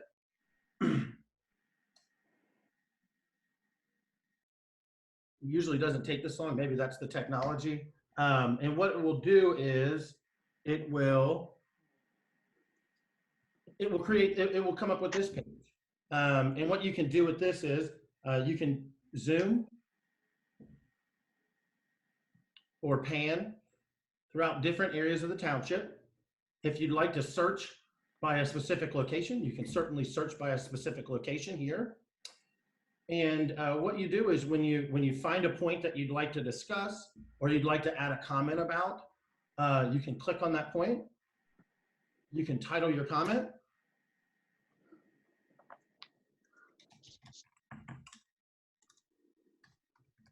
And then you can write a comment about it. And you can just say, hey, this is what I'd like to see here. It can be anything from adding vibrancy to we need to extend this road, add sidewalk. We'd love to see a park here. This is where development should occur. This is where development shouldn't occur. You can really add any comment that you'd like within this field. And again, you can pan and zoom throughout the township, and you basically drop these dots or points wherever in the township and provide comment. We will have this page up and running throughout the duration of the plan. So we'll have this running over the next several months in an effort to gather public input. And just today, we posted our first Facebook page promoting this, and we've gotten several comments so far in just a few hours. So I'm hoping that at the end of the year, we just fill this wall up. One of the great things that you can do is if you see somebody else who provided a comment, if you like it, you can press heart for I agree. And after it gets a certain amount of likes or hearts, it kind of goes into this like gold level status where it becomes a major priority. You can also provide a comment on comments that other people have provided. So again, just one more of the ways that we're looking to make this plan as comprehensive as possible for public input, and take advantage of the technology we have to ensure that we're reaching out to the public when we can't have these traditional public meetings. Thank you, Mr. Iona. Thank you, Mike. It was a great job. Thank you. Great. All right, thank you, Mr. Iona. All right, I think that rounds out our administration. Hey, Jeff. Two items I'd like to share with the board this evening. One is we have been working hard with Kroger to set up a COVID drive-through testing facility in Colerain Township. Those details haven't been finalized yet. but hope to bring that to Colerain Township in the near future or as quickly as possible. The second item that I wanted to share with you is this evening, the board of the Port Authority is meeting, and one of the items on their agenda is to consider designating Colerain Township as a focus neighborhood for the work that they do. That is important because it introduces to our community the resources that the port has, particularly with the what's called the REACH program, which is a program that the port operates whereby they purchase distressed properties in a neighborhood and invest in them and try to move the housing values up. So I believe that due in large part to the work that a Greater Northbrook has done and their work on the Northbrook Now Strategic Investment Plan, I believe that they have gotten the attention of economic development and revitalization organizations such as the port. So I hope that at their meeting tonight, they do indeed add us to their focus neighborhood focus neighborhoods list, and that those resources then would be available to Colerain. So with that, I think our administrative reports are. Jeff? Thank you, Jeff. Jeff? For Jeff Mills, Raj? Jeff? Yeah, Yes. go ahead. Huh? Are you guys I know catching Matt me? wanted to say something. Matt, go ahead, Matt. Yeah, are you guys getting me here? You're hearing me? Yes. I can hear you, Matt. Okay. Sorry, I had some issues here a minute ago and I didn't know if I was still on. Jeff, that's great news about Port Authority. I just had a question and I tried to chime in with the chief, but you can answer as well. One of the frustrations, and you heard it from in the citizen address with this, this stay in order, is that people sometimes aren't staying in, but yet we really don't have, and I've looked at this a number of ways, we really don't have a lot that we can throw at people as a result of that. Is that true, or what can be done when we see people out other than just try to scoot them along? I believe that I think that the governor's order identifies the health department and in some instances the local police department as folks that are authorized to enforce law. But you'll recall that the police, have dialed back their response to non-emergency calls. We're doing that for reasons, not the least of which is to protect the first responders so that they are able to, in fact, respond to emergency calls. So we really rely heavily on our partnership with the Hamilton County Public Health Department in matters like that. Okay, now 2 additional questions. Thank you.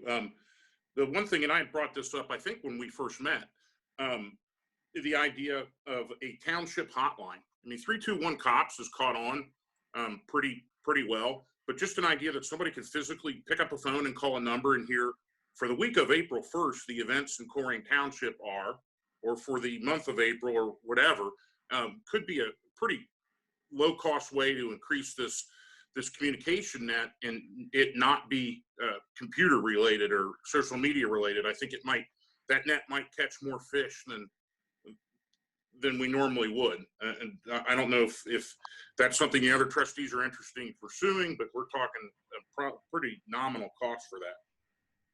Matt, I would mention that I happen to know the Village of Green Hills does such a thing because I'm on somehow I got on their phone dialing list.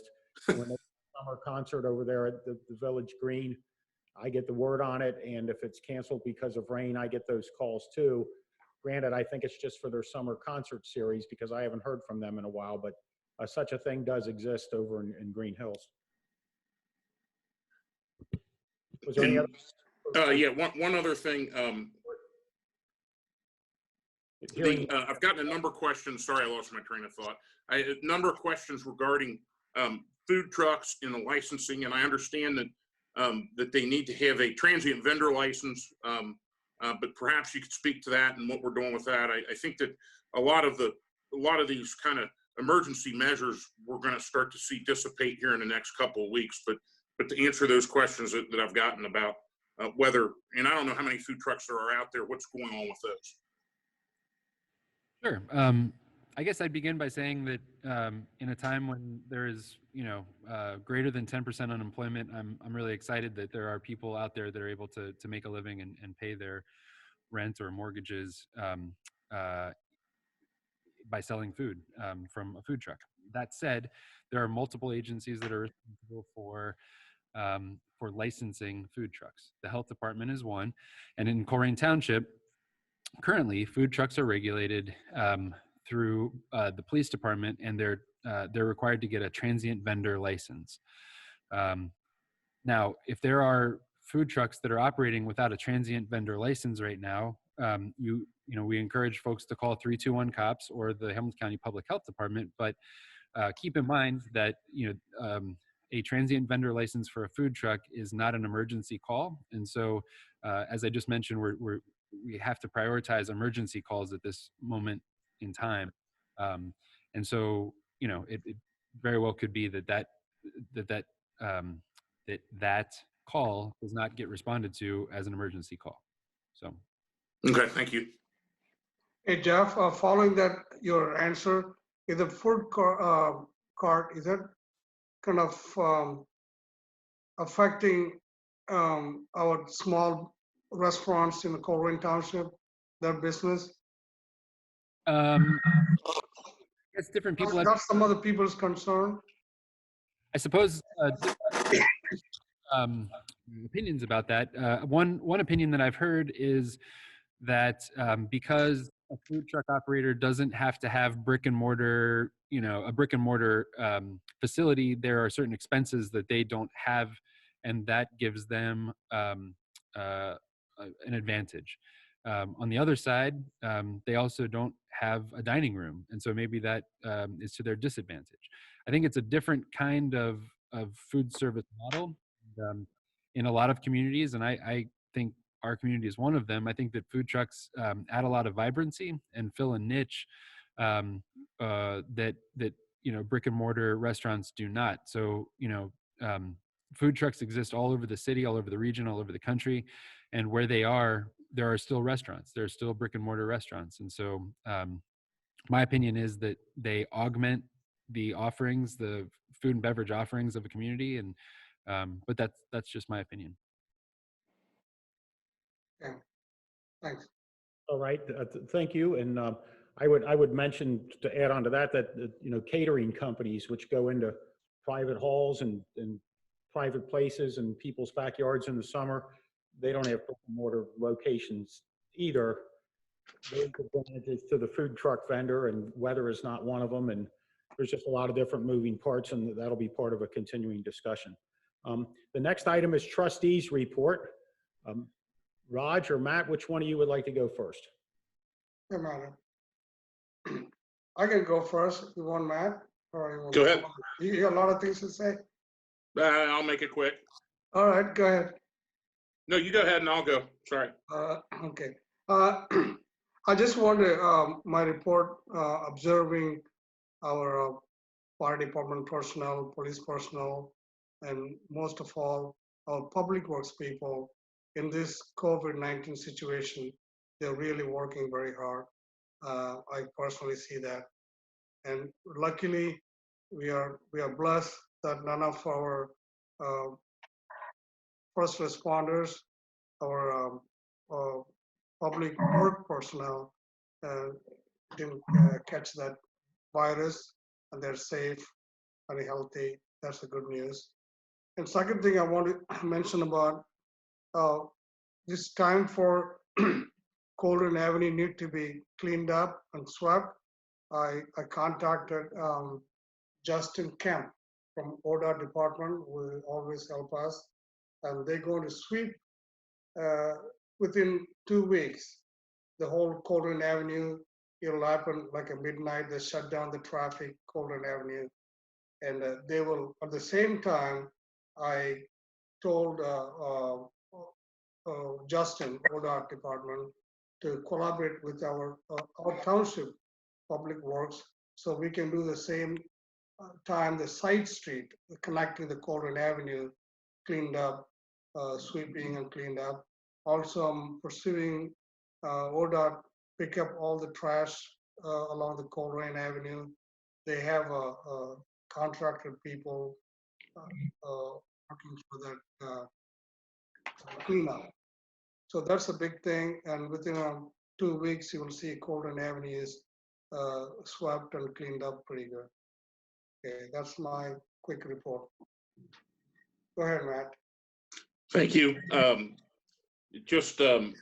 Again, thanks for police, fire, public works. Also, one of the groups that kind of goes unrecognized, May 6th is Nurse Appreciation Day. And, I know a lot of the folks that live in Colerain Township are nurses and are going to work every day, putting themselves on the line, and that's certainly appreciated. I appreciate that a lot. Thank you for those that voted.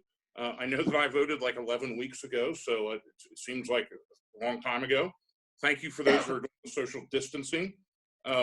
Thank you for Waycross for the video series. I think they've been fantastic. I'd also like to point out that the Historical Society puts out a newsletter that's just incredible. It has all kinds of interesting stuff. In fact, that's where I learned about Nurse Appreciation Day. There were a number of questions I received regarding the old Kroger property.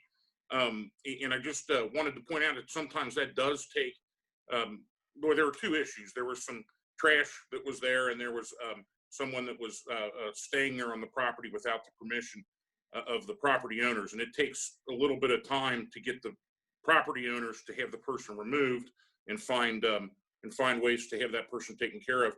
But we had already been in contact a number of times when I talked to Mr. Mills with the people at the Kroger building, trying to get that thing taken care of, and I think it has been taken care of. And I certainly want to thank people for that. Just want to point out, with regard to sources, I think it's important that we use kind of the official sources, and I don't even know who even posted this, it's not important, but on social media somewhere, someone had sent me a post and had scratched out the poster that there were 21 cases per capita of COVID in a neighborhood here in Colerain. 21 cases per capita means that's 21 cases per person. Per capita means per person. If per capita income is $15,000 in a country, it's per person. That would mean that Colerain Township would have 1.3 million cases of COVID. That's why it's important to look at and consult sources that are actually the professional sources in responding to this kind of stuff.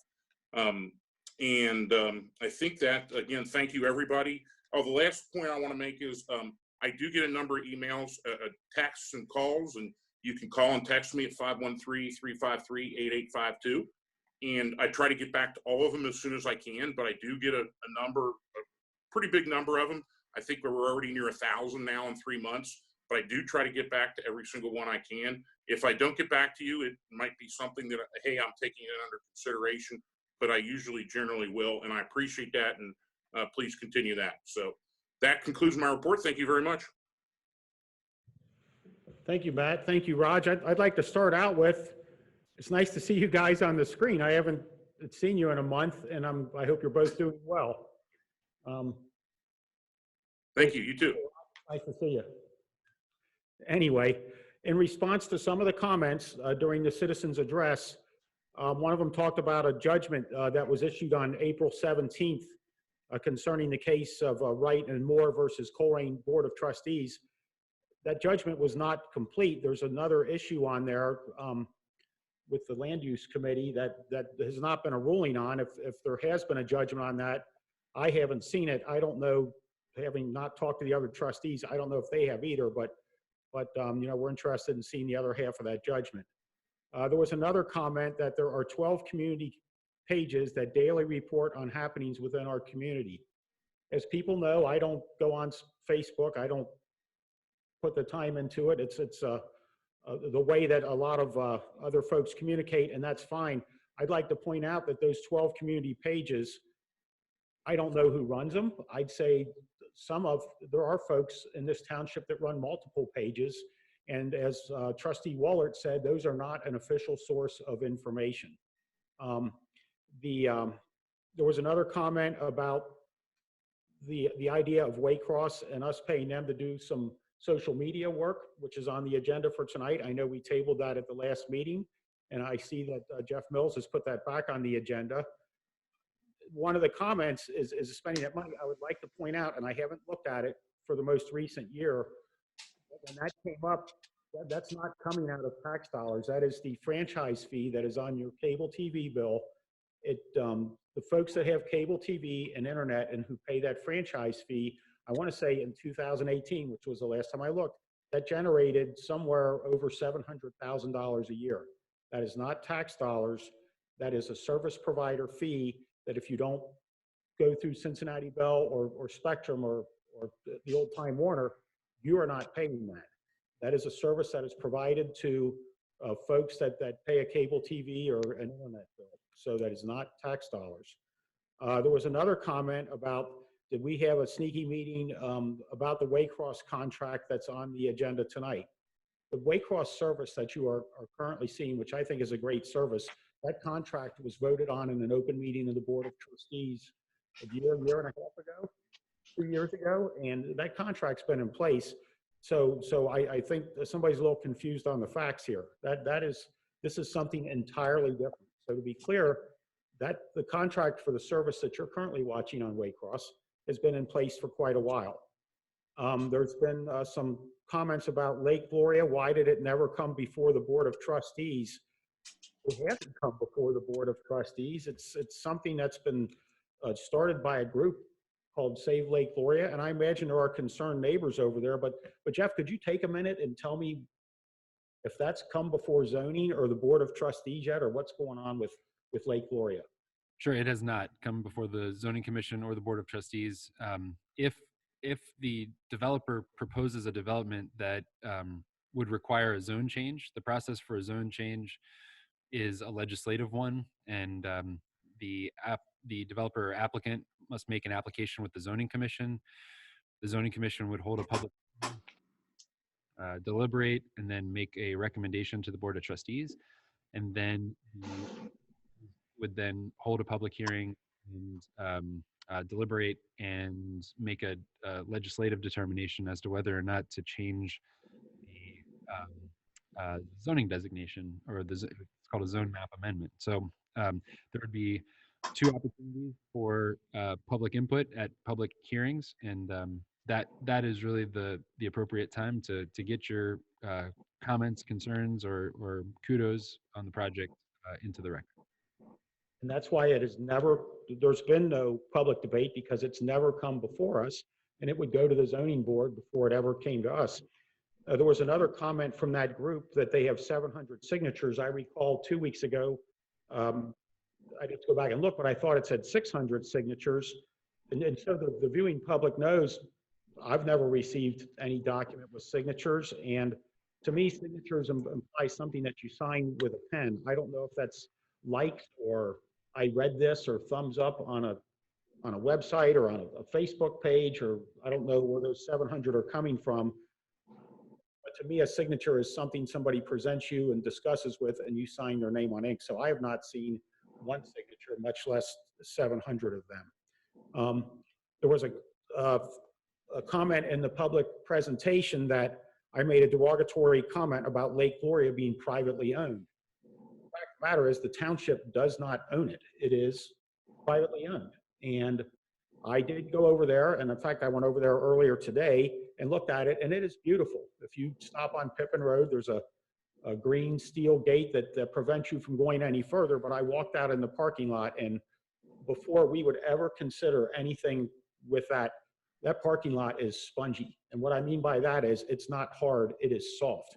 There is a earthen, the lake was created, and it has a big earthen dike around the whole eastern perimeter of the lake, and there would have to be an engineering study, which we don't have the money for, long before we would ever pursue that. So I would encourage the Lake Gloria group and their 700 members, but before they would go forward with anything, that they would, negotiate with the private owner of the property and conduct an engineering study just to determine what upgrades that might be before it ever went anywhere.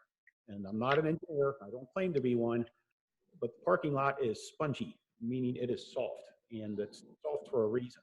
It was today when I was there. I don't know what it's like in August or or in January, but today it was pretty spongy.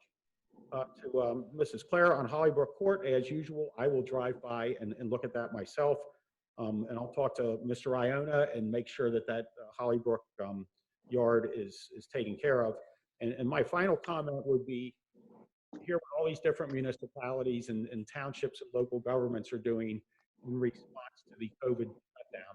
I think our police and fire have done a fantastic job of realizing that everybody has rights to their property, to their livelihood.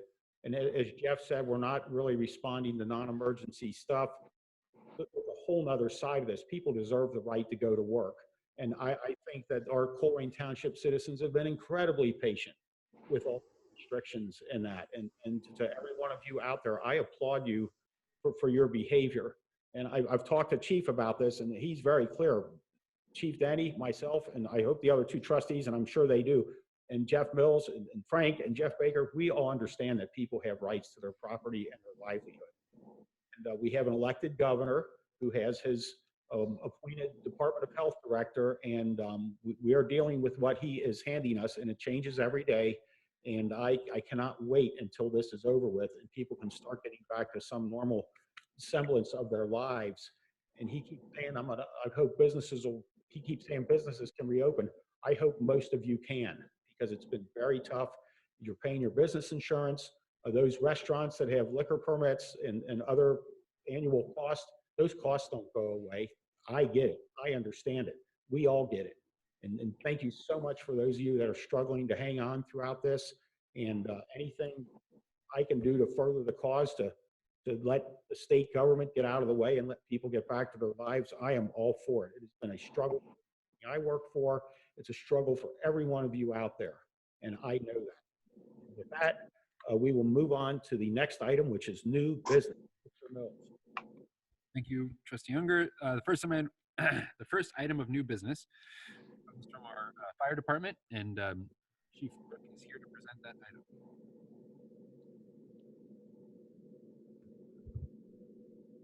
The one item I have this evening is a motion to purchase 4 power load power cot fastener systems and 1 power cot for our ambulances. I'm recommending the adoption of a motion to purchase from the Stryker Corporation 4 power load power cot fastener systems and the 1 power cot in the amount of $128,403.61. Proposed acquisition of the power load systems and the cot will equip 7 of our 8 ambulances within the department's fleets. I'd like to start off by stating that the department's primary objective, I guess, is to ensure the life safety of any of our customers, whether it's a victim or what have you. But it's my responsibility as the fire to ensure that the safety of the personnel within the Department of Fire and EMS is given a priority. So this equipment will allow us to do several things. We address safety measures by means of preventative measures, ways to increase efficiency, and improper procedures. So this equipment, while we in the past have purchased 3 of them, it was our intent to purchase 1 a year as we did the remounting of ambulances each year. But the need has increased for us to equip our fleet with these systems. What we've done to allow this is delayed or canceled the remounting of an ambulance this year and reallocated or repositioned those funds in order to make it happen. But again, the overall system reduces injuries, potential for injuries, back injuries, especially spinal injuries amongst our personnel.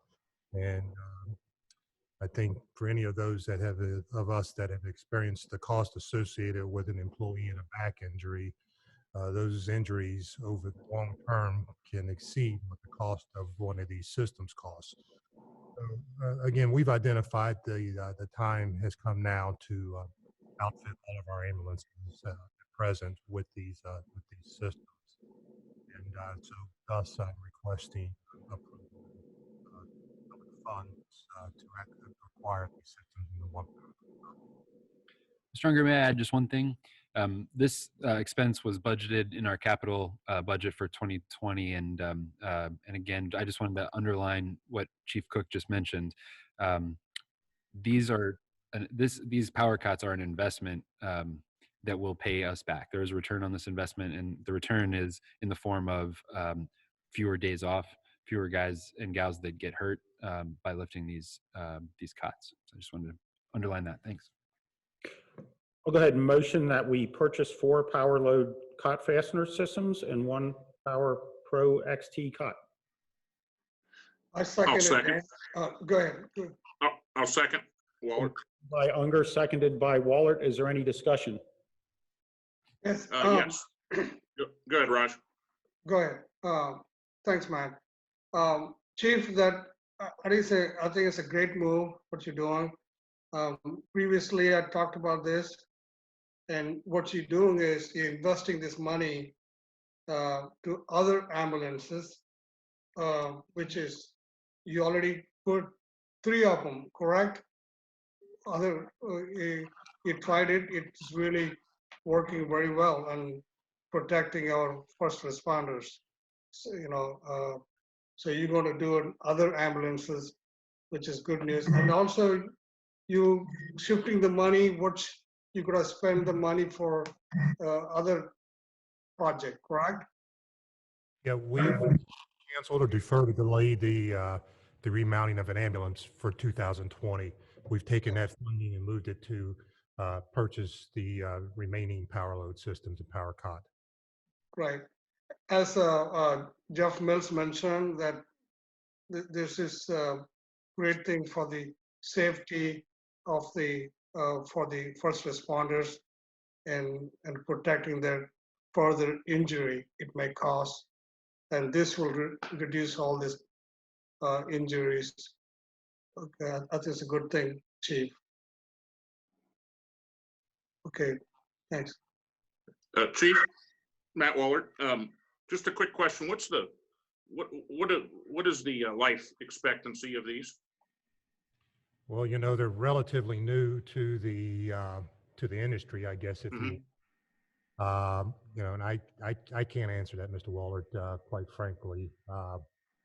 As long as they're maintained properly, which, we have a very strong preventative maintenance program, as the ambulances come through the fleet maintenance facility, this is one of the areas that they address. So, we'll do everything within our means to ensure that their life is sustainable, life expectancy, I guess, if you will, is sustainable through preventative maintenance. But, I do not have a exact figure of what the estimated expectancy of service for these units. When did you buy the other 3? Was that last year? Actually, I think over the past couple years. Okay. We've had some help from the Bureau of Workmen's Compensation in acquiring these. As you may have noticed, I'm asking for 7 for our 8 ambulances. It's our intentions to apply for another BWC grant to fund that 8th one, if you will. We're trying to work within the money that we have available to us. Now, I assume if you're asking for more, that you're pleased with the durability that you've gotten from the other 3 and the service you've gotten from the other 3 that you've had and that you've used. Yes, sir. Okay. Thank Is there you. any other discussion? No. Jeff Baker, please call for a vote. Mr. Rajagopal? Aye. Mr. Unger? Aye. Mr. Waller? Aye. Thank you very much, Board. Thank you. Thank you very much. Mr. Mills, next item. Okay, the next item comes from the Department of Public Services, and I'll invite Jackie O'Connell, Department Director, to flip on her. There you go. Hey, how are you, Jackie? Very well, thank you. Gentlemen, I have before you tonight just one order of business. It's time to purchase salt again. I know it's crazy to think about purchasing salt when the weather's finally turned nice, but this is the time of year when ODOT prepares their contract. So tonight I am asking you to adopt a resolution authorizing participation in the ODOT 2021 salt bid so that we can lock in their pricing, that they'll secure the pricing and the vendors for us. I motion that we would authorize participation in the 2020 ODOT salt contract. I'll second that motion. That would be a motion to adopt a resolution authorizing participation in the ODOT road salt contracts awarded in 2020. It's been motioned and seconded. Is there any discussion? Dan, I got, Jackie, that sometimes last year, I think the previous county engineer came to our meeting. He also mentioned about there's a lot of surplus of salt available. Look like they even give it to us free if you want it. Entering into this contract, but still got access to what they offered. They didn't use much salt last year. They offered us use salt takers from us, Yeah, so he asked us, the engineer had asked us to store it for them if we wanted, or if we wanted to purchase it off of them, because they had excess that they purchased from their contract. We have not, our bin still has room for over 2,000 ton of salt in it.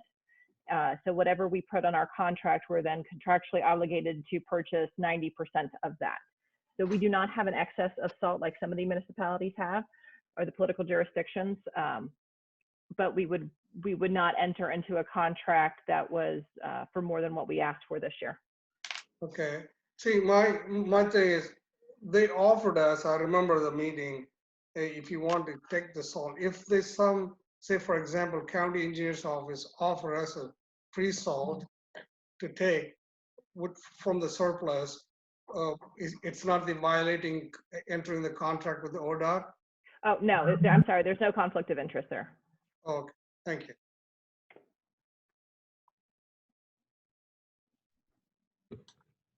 Nothing else. Is there any other discussion? No. Hearing none. Jeff, that's where we're at. Was call for a vote on the. Yep.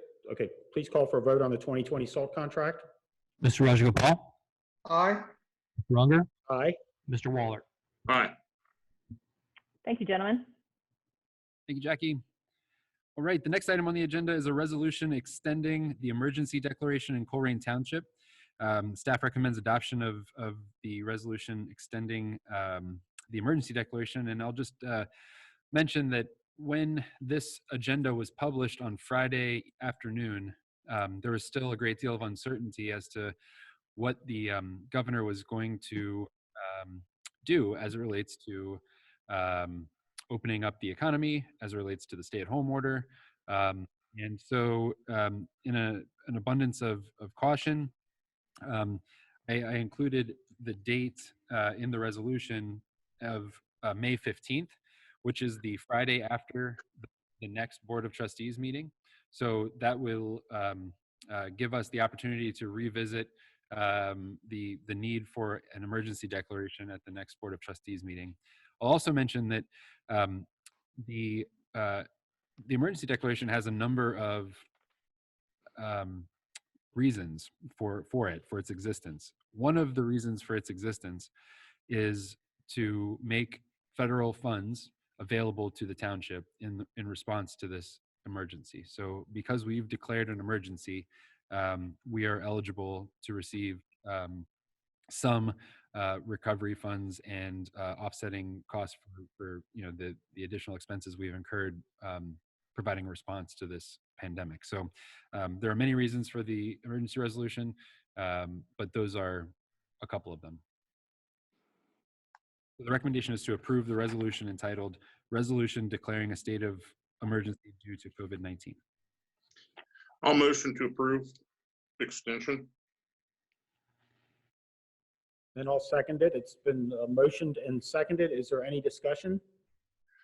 I got one question. Go ahead, Matt.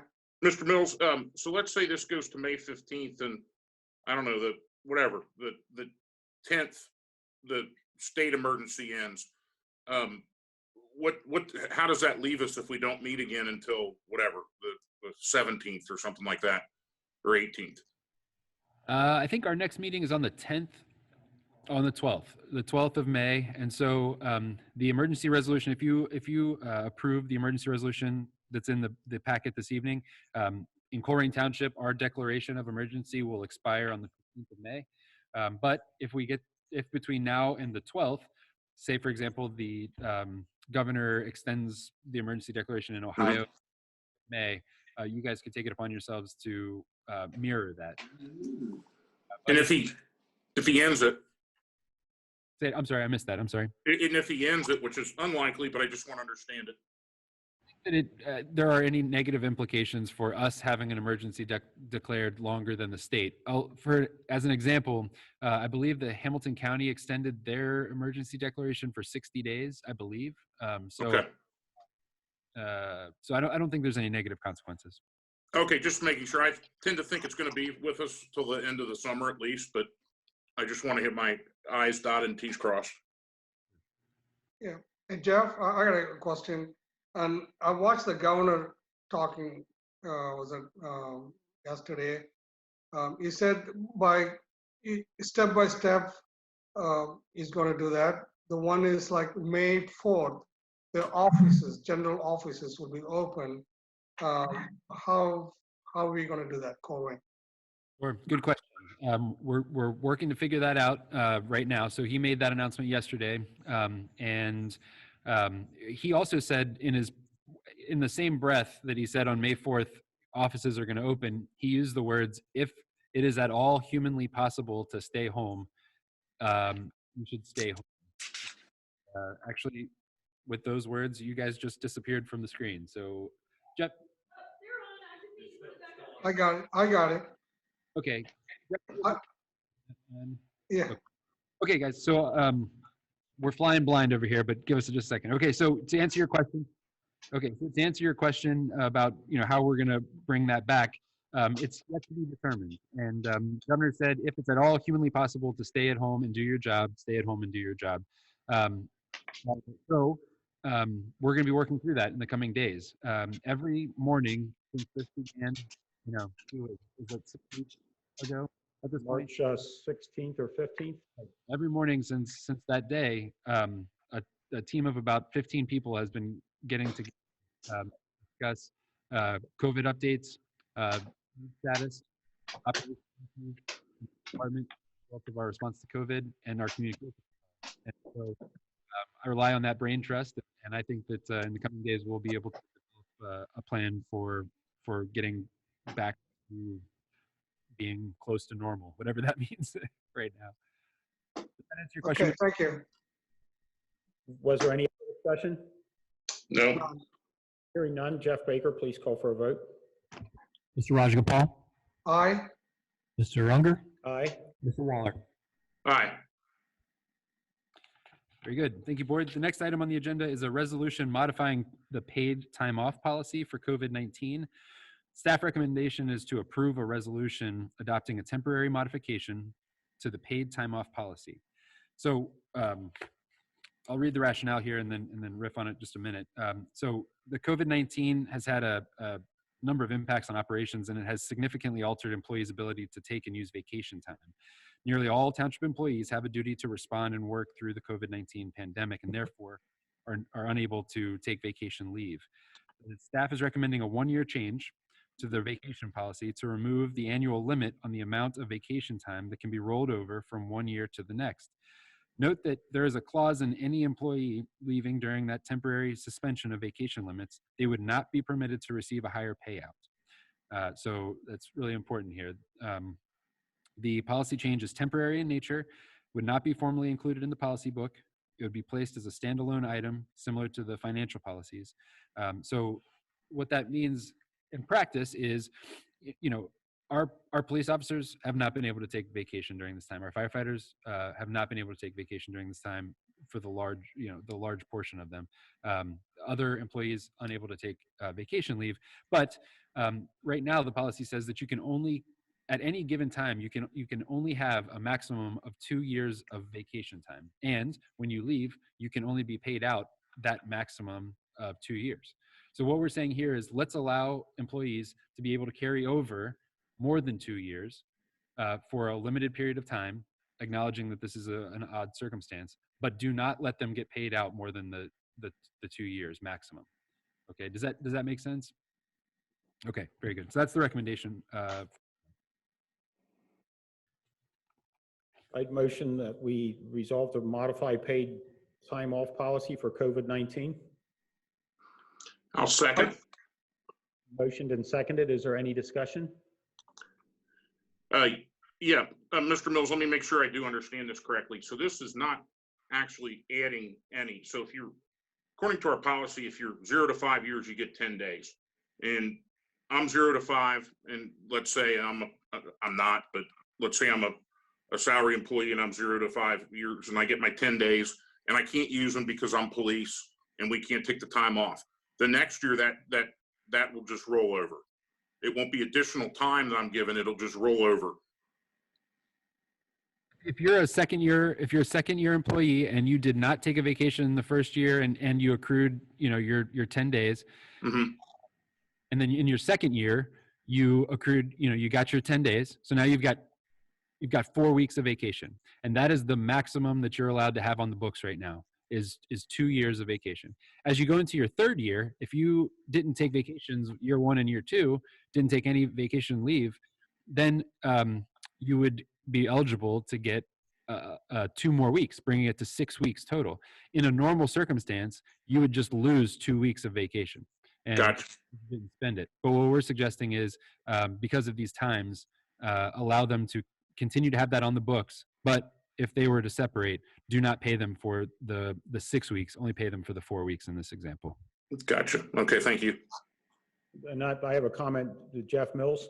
So our police department, we had them divided up into Team A and Team B. Is that still the status? Yes, sir. And what that means is we have all of our Team A officers working together. So if one of them would contract COVID, we could set the whole Team A aside and then bring Team B in. And that way we wouldn't be, the right word, but cross-contaminating between the two groups. And that's why we've been able to provide continual police service, but that's only going to work if everybody's there. Correct. And that's why we've limited vacations during this time. So that's part of the reason why, and that would go the same for our fire and paramedics. If one person on the crew gets contaminated, we got to pull the whole crew out. So until they would get tested, whenever that would happen. So that's why we're doing this. And I'm okay with it. Is there any other discussion?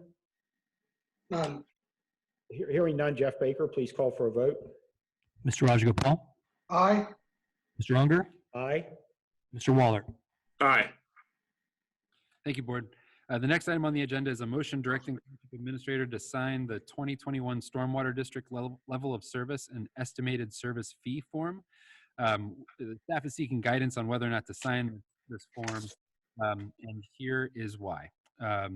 Each year, there is a layer of government called the Hamilton County Stormwater District, and it provides the township with what's referred to as MCMs, or minimum control measures, that help keep us in compliance with state and federal laws that are related to stormwater. Each household in Colerain Township pays approximately $15.14 each year to the Hamilton County Stormwater District, and I believe that shows up on your property tax bill. And that is paid directly to them for this service. It's estimated that township residents as a whole will pay over $500,000 for these services in 2021. Townships are not permitted by law to establish their own stormwater district, as nearly every other city in the county has. Every other city in the county that I'm aware of has established their own stormwater district and has exited the Hamilton County Stormwater District, but townships are not permitted to do that. There's a sense that the minimum control measures could be provided at a lower cost to township residents under a different model. And there is a concern that none of the dollars paid by Colerain Township residents result in actual projects that decrease the amount of stormwater or increase the water quality of stormwater in Colerain Township.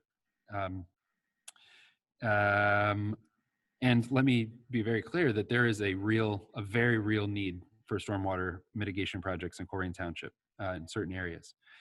The township has real stormwater needs. And we're spending $500,000 to be part of a stormwater district that may be able to provide more value for the money spent under a different model. So so this is sort of a perfunctory action. We received a letter, and that letter said, hey, would you please sign this? And I guess what I'm trying to seek guidance on is, do you want me to sign it and send it back? Or would you prefer me to not sign it? Now, the implication of not signing it is probably minimal. I think our residents would still probably get that fee on their property taxes, but it would be sort of it would be a way to communicate our dissatisfaction with the level of that provided for the money spent. So to get it to the floor, I'll motion the township administrator to sign the 2021 stormwater district level of service and estimated service fee form, just to get it to the floor for discussion. Jeff, Is there a I second? have questions. On the $15 fees the residents pay and come to the total of 500,000 in 508,000, $704. Is it included only the residents or the business also in with tax on this? They want the business pay for the tax. Do they pay for the stormwater project? I'm going to need somebody to second that so we can discuss it. I'll second that, Mr. Unger. Oh, I'm sorry. Seconded by Unger and Wallert. So if you could go, so with your question, Raj, how would that? Yeah, you heard my question, Jeff, earlier? Yep. Your question was, do businesses have to pay it? And I'm not 100% sure. There is an acronym in the letter that is SFU. And so the estimated service fee is presented on this letter as dollars per SFU. And I believe that SFU probably means single family unit, or Right. I don't know. Yeah. Okay, go ahead. My second question is, I'm not satisfied with the stormwater district, what they're doing, drenching rain in Colerain Avenue. You see a huge flood in Colerain Avenue. It's been happening for a long time. I don't think so they ever corrected that problem. They're not doing a good job for the Colerain Township. And we're paying this much money. What do we get? So I think it's time for us to exit, to have their own people take care of this problem. Okay, you got Matt? Yeah.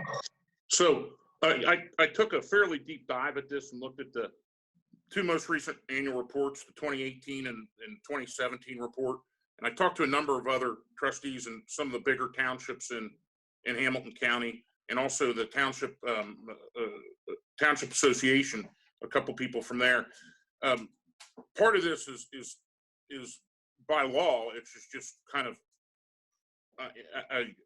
hard to figure out, but by law, we can't have one. But say, for instance, I don't know, like Springdale can, which obviously we're much larger. But when you look at the costs associated with this, I'm not happy at all. I mean, some of the metrics that they use is, hey, last year in 2017, they made 2 YouTube videos. Or in 2017, they took 839 complaints. This is a lot of money that we're paying, and I don't see a lot of payback. So I absolutely am going to be for not signing it, and I'm absolutely going to be for trying to pursue this at a further level with some of our state officials and see what we can do. I mean, if a city of Evendale can have their own, which actually Evendale doesn't, Evendale belongs to this one, but they have the ability to do so, why wouldn't we? We're much bigger. I can understand it with some of the smaller townships, and for some unspecified reason at all, Crosby Township is just not even, they don't have to. They're the one township that doesn't have to join. So, yeah, so I mean, I have some serious questions about the fees. I think that it's probably taken for granted, and I think it's an additional layer of bureaucracy that we're paying for. I want to add one more question to Jeff.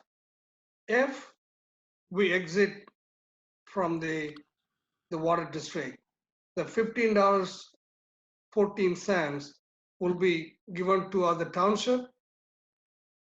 No, I don't believe that it's possible at this moment in time for us to exit the stormwater district. I think that we have to be in the stormwater district. But each year we're sent this letter that says, hey, do you, let's see, basically acknowledge receipt of this notification and its contents by obtaining the signature of an authorized representative of your community. So there's a little bit of commotion out front here. So anyway, all that is to say, Raj, I don't think that we can exit the district. This would just, by not signing this letter, I think what the trustees would be doing is raising the awareness with the Hamilton County Stormwater District that we're not comfortable with the level of service and that is being provided and with the scope of services that were listed on this. So in other words, if you don't sign it, they won't cut off the service, correct? They will not. They will not cut off the service, and I believe that residents would still have to pay it, but it raises the issue with the stormwater district. Okay. And so to do that, and you could always bring it back at another meeting, but it is on the floor right now.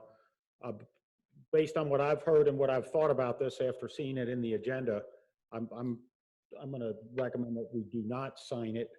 But that is my opinion. But I guess if there's no other discussion, I would ask Jeff Baker to call for a vote so we can hear where the other trustees are at on it. And just to be clear, of the motion that's on the floor right now, as I understand it, is a motion to direct the township administrator to sign it. So if you do not want me to sign it, I guess the appropriate vote would be no. That's how I interpret it also. Okay. So Jeff Baker, would you please call for a vote? Mr. Rajagopal? No. Mr. Unger? No. Mr. Waller? Absolutely, positively no. Carrie, and that's 3 no's. Next item. Okay, the next item is an item that Trustee Waller has brought forward, and he would like to have a discussion of veteran banners.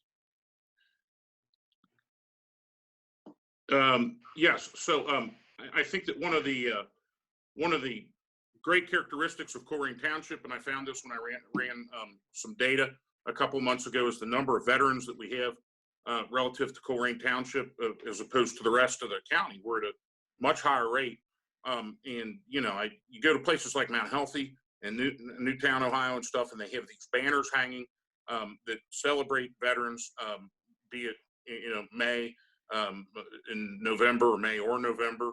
And I know that Mr. Green from the Veterans Memorial has this idea of bringing banners forward. And I guess my kind of genesis of this is let's get it going here. I think that's something that shows the character of Colerain and in the type of people that we have. The fact that people do volunteer to serve in the military, and I think we have a good solid history of that. And I want to somehow bring that forward and have the township work on figuring out a plan so that we can hang these things up here maybe once or twice a year to celebrate that. Up and down Hamilton Avenue with different causes. But depending on how it all worked out and how it was funded, I wouldn't have any objection to it. So there's my comments. Great. So a couple of operational questions for you. There are a number of ways to do this. You all recall that we have banners typically up year round. They usually change 2 or 3 or 4 times a year at the season changes. And so the township, one way to go about it would be the township could reach out to the community and solicit residents to submit veterans that they would like to honor, and we could have the banners printed and put them up around Veterans Day. Is that what you guys are thinking, or was there some other way to do it? Mr. Green has a design, and that's been done. I don't know that, you know, if that's a direction that we want to go at. I guess I'm a little lost as to the process to get this thing started and get it moving. It's been something that's been in the works for a while. And I just want to figure out, I just want to figure out a way to get it done. How about at the next trustee meeting, we'll present some sort of program guidelines or a description of a program, and then you guys can say, yep, this is what we were thinking, or no, we want to do it a different way. How about that? Yeah. Hey, Jeff, one more comment I had. I think one time, I don't know, I remember Chris Green, when he really big proponent of this project, and he's got a heart for the veterans program like this. He mentioned about each veteran's family or whoever, they will pay for their own flag and hang it. Is that one of the proposals still possible? We could have people pay for it, but we create our own banners every year anyway. We could do it for free if you wanted to. We could make people pay for them. It really depends on what you guys want us to do. I'd be fine with you coming back with some very specific program recommendations at a description. future trustee meeting. Sure. I can do that for May 12th. Good, sounds good. Great. Any other discussion on that topic? No. Let's go ahead and move into the next item, which is number 10, old business. Thank you, Mr. Unger. The first item of old business brings us back to a resolution to establish rules of procedure for trustee meeting, and that was brought forward by Trustee Matt Waller. Yes, so this has been updated to reflect the changes that we made during the work session. The only other items were some grammatical changes and stylistic changes that Mr. Weckbach suggested. I don't know what the process is if we need to amend, if I need to amend that to go through it, but it's like delete a word, change a number. I think probably the process is that I would have to quickly go through that if you guys are amenable to that. There's probably maybe a half a dozen, but they're not contextual, they're grammatical wordsmithing things. Matt, I thought we already amended it, we finalized it, correct? It's not. I don't know, not last meeting, previous meeting, during the trustee meeting in the chamber, I think it's a second reading or something like that after the special sessions we discussed for a long time. We changed it, we amended, and all the trustees, we all agreed to finalize it, right? Everything is amended. It's all finalized, correct?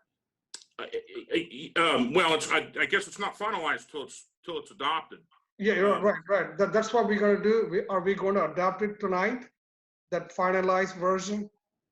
Well, that's my question to you. That Mr. Weckbach has a couple of changes, not procedural, but not substantive, but stylistic changes that we can make, or that we can amend right now, or we can amend later, or whatever. But we'll have the rules in place. None of it changes the. I mean, there's a couple spacing issues. None of it changes the meaning. And also your thoughts on that at the time. You like to bring it to the public meeting, let the public hear that. And meantime, COVID-19 happened. There's no public participation happen. So how do you like to do this? My point is to get it in place. It can be amended. I don't know that there's significant opposition to really any. I mean, it's been around there now for 3 months. It's been out there in public, right? And I've gotten feedback from a number of residents. I think it's like any other document. It's a living document that sometimes you change. So we can go ahead and finalize tonight. If we're going that's what you guys. On the agenda, we probably need to have a motion in a second to get it to the floor. Motion to adopt. Bring this to the floor, Matt. Yeah, motion to adopt the rules and procedures. And I'll second it for the purposes of discussion. So now we can discuss it. I think it's a great piece of work. when we started our term, and I can't recall if we did that at the organizational meeting this year, but we adopted running our meetings by the Robert's Rules of Order. And I think this is great, and it's great information for the trustees. I thank you so much, Matt, for bringing this forward, but I will not be supporting it because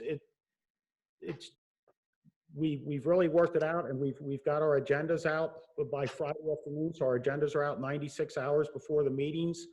We've done a lot of stuff to improve these meetings over the last 3 years. Personally, as the time I've been president, I've never ever cut anybody off from speaking. I've let them go on till they were finished because I encourage them to stay below 5 minutes, but I've never cut anybody off. I think this is all really great stuff, but we're already operating under Robert's Rules of Order, and I just think the first time we step aside from these rules, which are a little bit different than that, we're going to have another lawsuit on our hands, and from somebody who just doesn't like the way that we're following this. And I'm going to tend to want to stay with Robert's Rules of Order. But like I said, I really appreciate you putting all this together. It's a great guideline for us to follow individually to make sure that we are doing our best to run the best meetings. So that's my opinion on it. Is there any other discussion? I think, Dan, we made a lot of corrections. We made that. I think I recollect we kind of agreed with that. Some of the changes we made, and all we were planning to bring it to the floor to finalize. It kept move few times, but I would like to move forward on this. Yeah, I appreciate Mr. Unger, Mr. Raj Capel's opinion on this. I think that what this does is it memorializes it for future boards. Yes, a lot of this we're already doing. That's right, but it makes it clear, and it makes expectations clear for people that attend our meetings, and that's why I'm a proponent.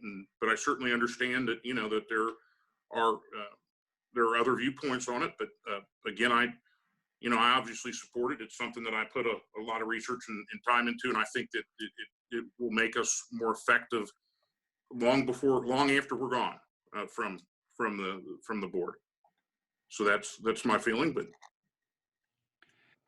before you take a vote, could I just ask a clarifying question? In the agenda, the item title is Resolution to Establish Rules of Procedure for Trustee Meeting. I think that the motion that was made was a motion, not a resolution. So I just want to make sure that, and that's fine. Scott, correct me if I'm wrong, but I believe that this can be adopted without a resolution. It can be adopted by motion, right? That's correct. Either way is fine. Thank you, Scott. Okay, just wanted to clarify that. So, Scott, if we adopt this, are we hard, fast, and bound to follow this? And what happens if this is inconsistent with Robert's Rules of Order? And the first time we do something on this list, does this open us up to a lawsuit?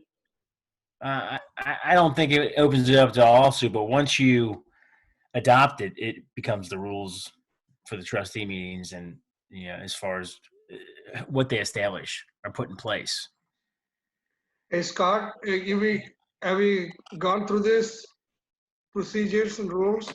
And do you see any violation of Robert Rule of Law or the Ohio statute, 121.22? Yeah, I think Larry and I have both looked at it, and I haven't seen anything. I think that the rules are discretionary on a certain level, and I think that I think they look fine. Thank you, Scott. So for instance, on item 12 in these rules of new business, it says that each resolution on the agenda shall be read by title on 2 separate days. So will we be able to continue this meeting tonight if we pass this? Because there still is a couple things on here on the agenda, and we will only have read them one time.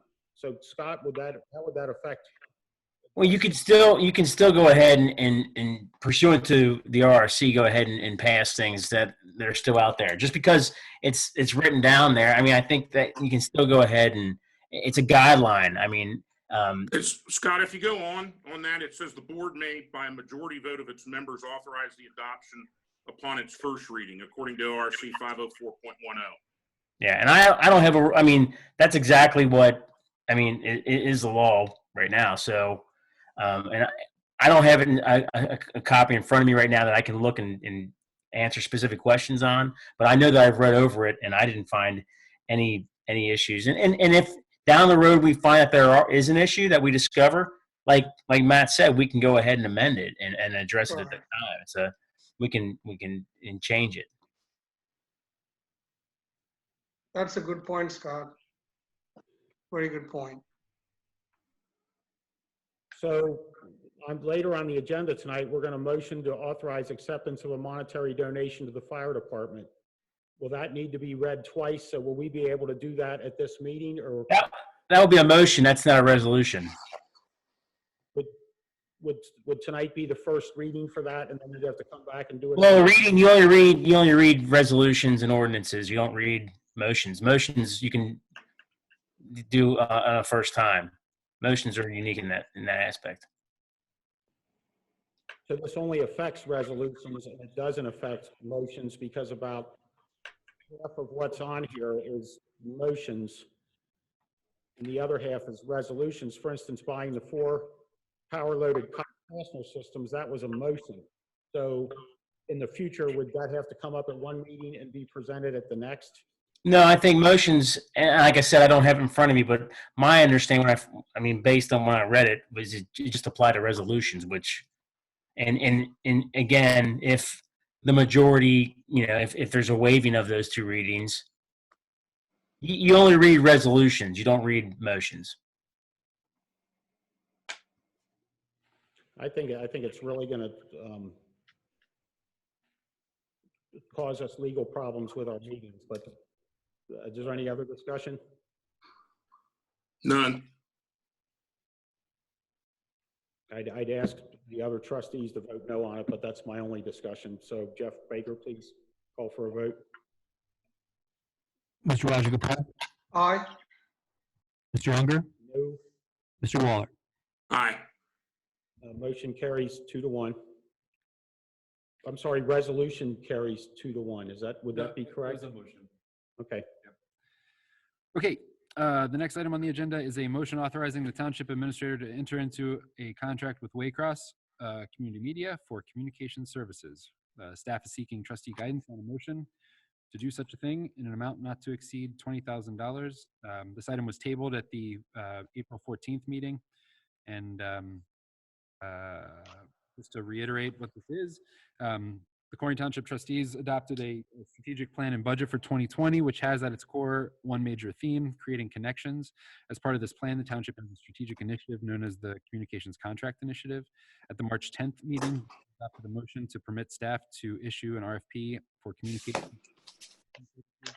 In response to the RFP process from Waycross in the amount of $20,000 just for the social media services. So just to go over this one more time, staff has identified a deficiency in our organization in concert with feedback from residents. Residents told us that they wanted better communication from the township, and so I believe that the organization has 3 needs. The first need is for a person to develop and execute a communications plan using all different kinds of media. So that would be Waycross, that would be, postcards, that would be any way that you can communicate. How do we communicate best with our residents and businesses? That's one need that we have. The second need that we have, I believe, is with responding to public records requests. I believe that there needs to be more staff time dedicated to the response to public records requests, a very large amount, as we've discussed in this forum many times before. And the third need, I think, we push and maintain a huge amount of, because we want people. We've got the 4th. Sorry. Mr. Wallert. I see.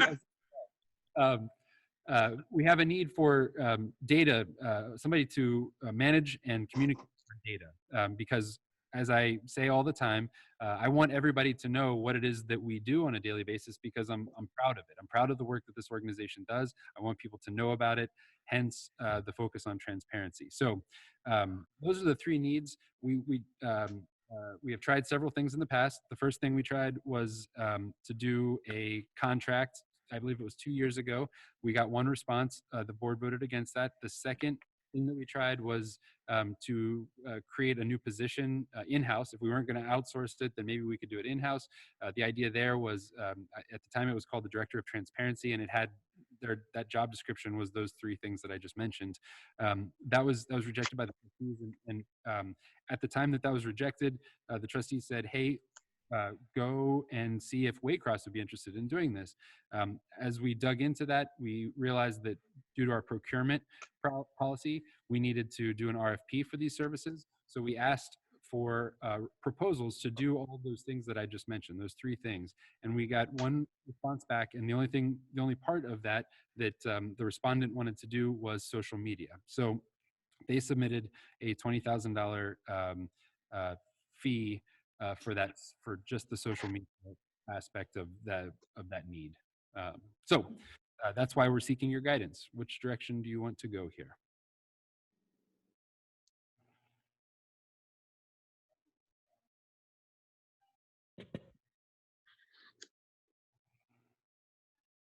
I would motion authorizing the township administrator to enter in a contract with Waycross for communication services. But I would have to, so I can do that on a first time with these new rules in place. Yes. Yep. And that's legally okay, Scott, right? Yes, I don't see any issue with that. Is there a second? Hearing none, I guess the item fails for lack of a second. Very good. The next item on the agenda is a discussion of establishing local social service support programs. This was discussed at the April 14th meeting. I believe Trustee Rajagopal brought it to the board's attention at that time. The board directed staff to do some research and present you with options for providing social service programs from the township. And so there's a memorandum that's included in the trustees packet. I won't read the whole thing, but I will just sort of share with you three options that we developed as it relates to social services being provided by Colerain Township. So the first option would be to create a new Colerain Township program, social services program, and provide residents with emergency funding. Historically, we have not offered these types of programs, and we do not currently have staff that is sort of well equipped with an expertise in qualifying and operating these types of programs. And that's why we partner with other organizations in our region who do this as their primary mission. So if the board desires to create a new program that would provide residents with emergency funding for whether it's housing or whether it's for or financial assistance of any kind, we would need to you guys would need to provide staff with guidance on how to qualify individuals, which individuals do you want to give emergency funding to, what amount of support you would like to provide to any person or family. We would like some guidance on the length of time that you would like for us to operate this program, and then who in our organization should be reassigned to run this program, or if you wanted to add additional personnel to do that. Option two would be to link to a web page to connect residents to existing external resources.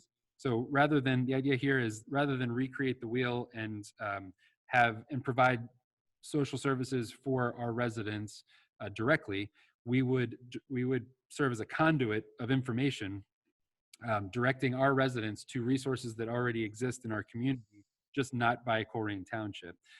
So this would be various agencies and local organizations like faith-based groups etc. There is a website on the Cincinnati Library's website, cincinnatielibrary.org/resources/local.asp ? Category = 24 is one, but we could just make that a link and make it easy to get to. And then option 3 would be to just pause on the issue. Timing is an important consideration for all these options, given that the governor has indicated that the economy may begin to reopen as early as this Friday or next Monday in a phased approach. There may be less of a need, an acute need rather, for these services. Additionally, there have been several financial relief packages that the state and federal government have implemented to the tune of almost trillions of dollars at this point, billions and billions of dollars at the federal level. So the township could consider pausing any implementation of the program as we await further clarity from the state and federal government. We also, as part of our research, reached out to other municipalities and large townships throughout Hamilton County, and we did not find another community that was currently evaluating or implementing social. So, 3 options: 1, create a new program; 2, connect residents to existing programs in our, or 3, pause on the issue and evaluate options moving forward. Mr. President. Go ahead, Matt. I'd like to motion that we have direct administration to link option 2 to link to a web page to connect residents to existing external resources.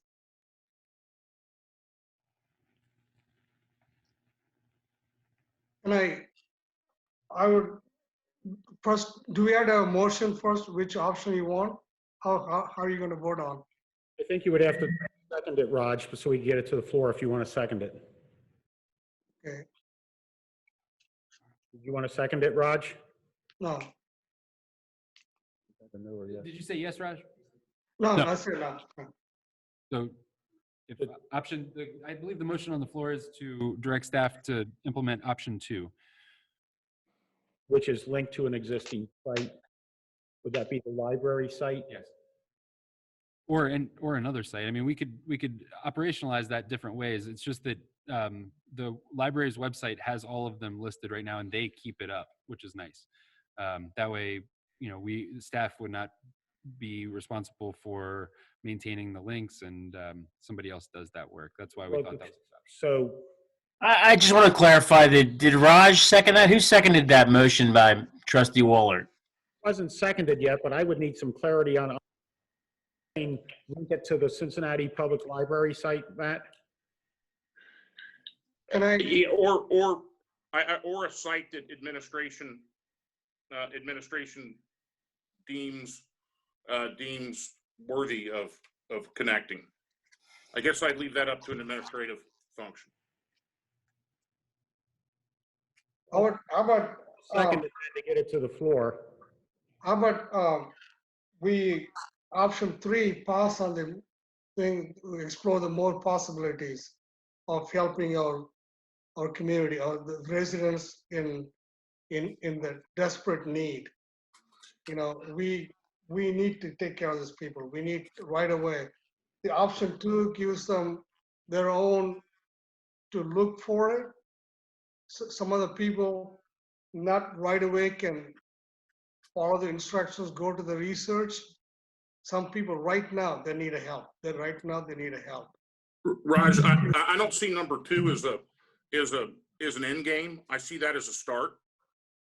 One of the things that I found, I guess similar to what Mr. Mills found, is that nobody's doing this, because I figured I could just call up a couple people and just duplicate what they did. That's easy.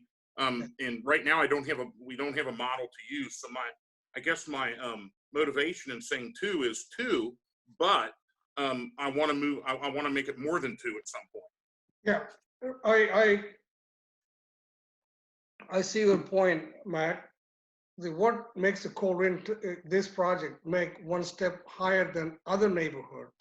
Like at the county, they have the program, the county-wide. Okay, we understand that.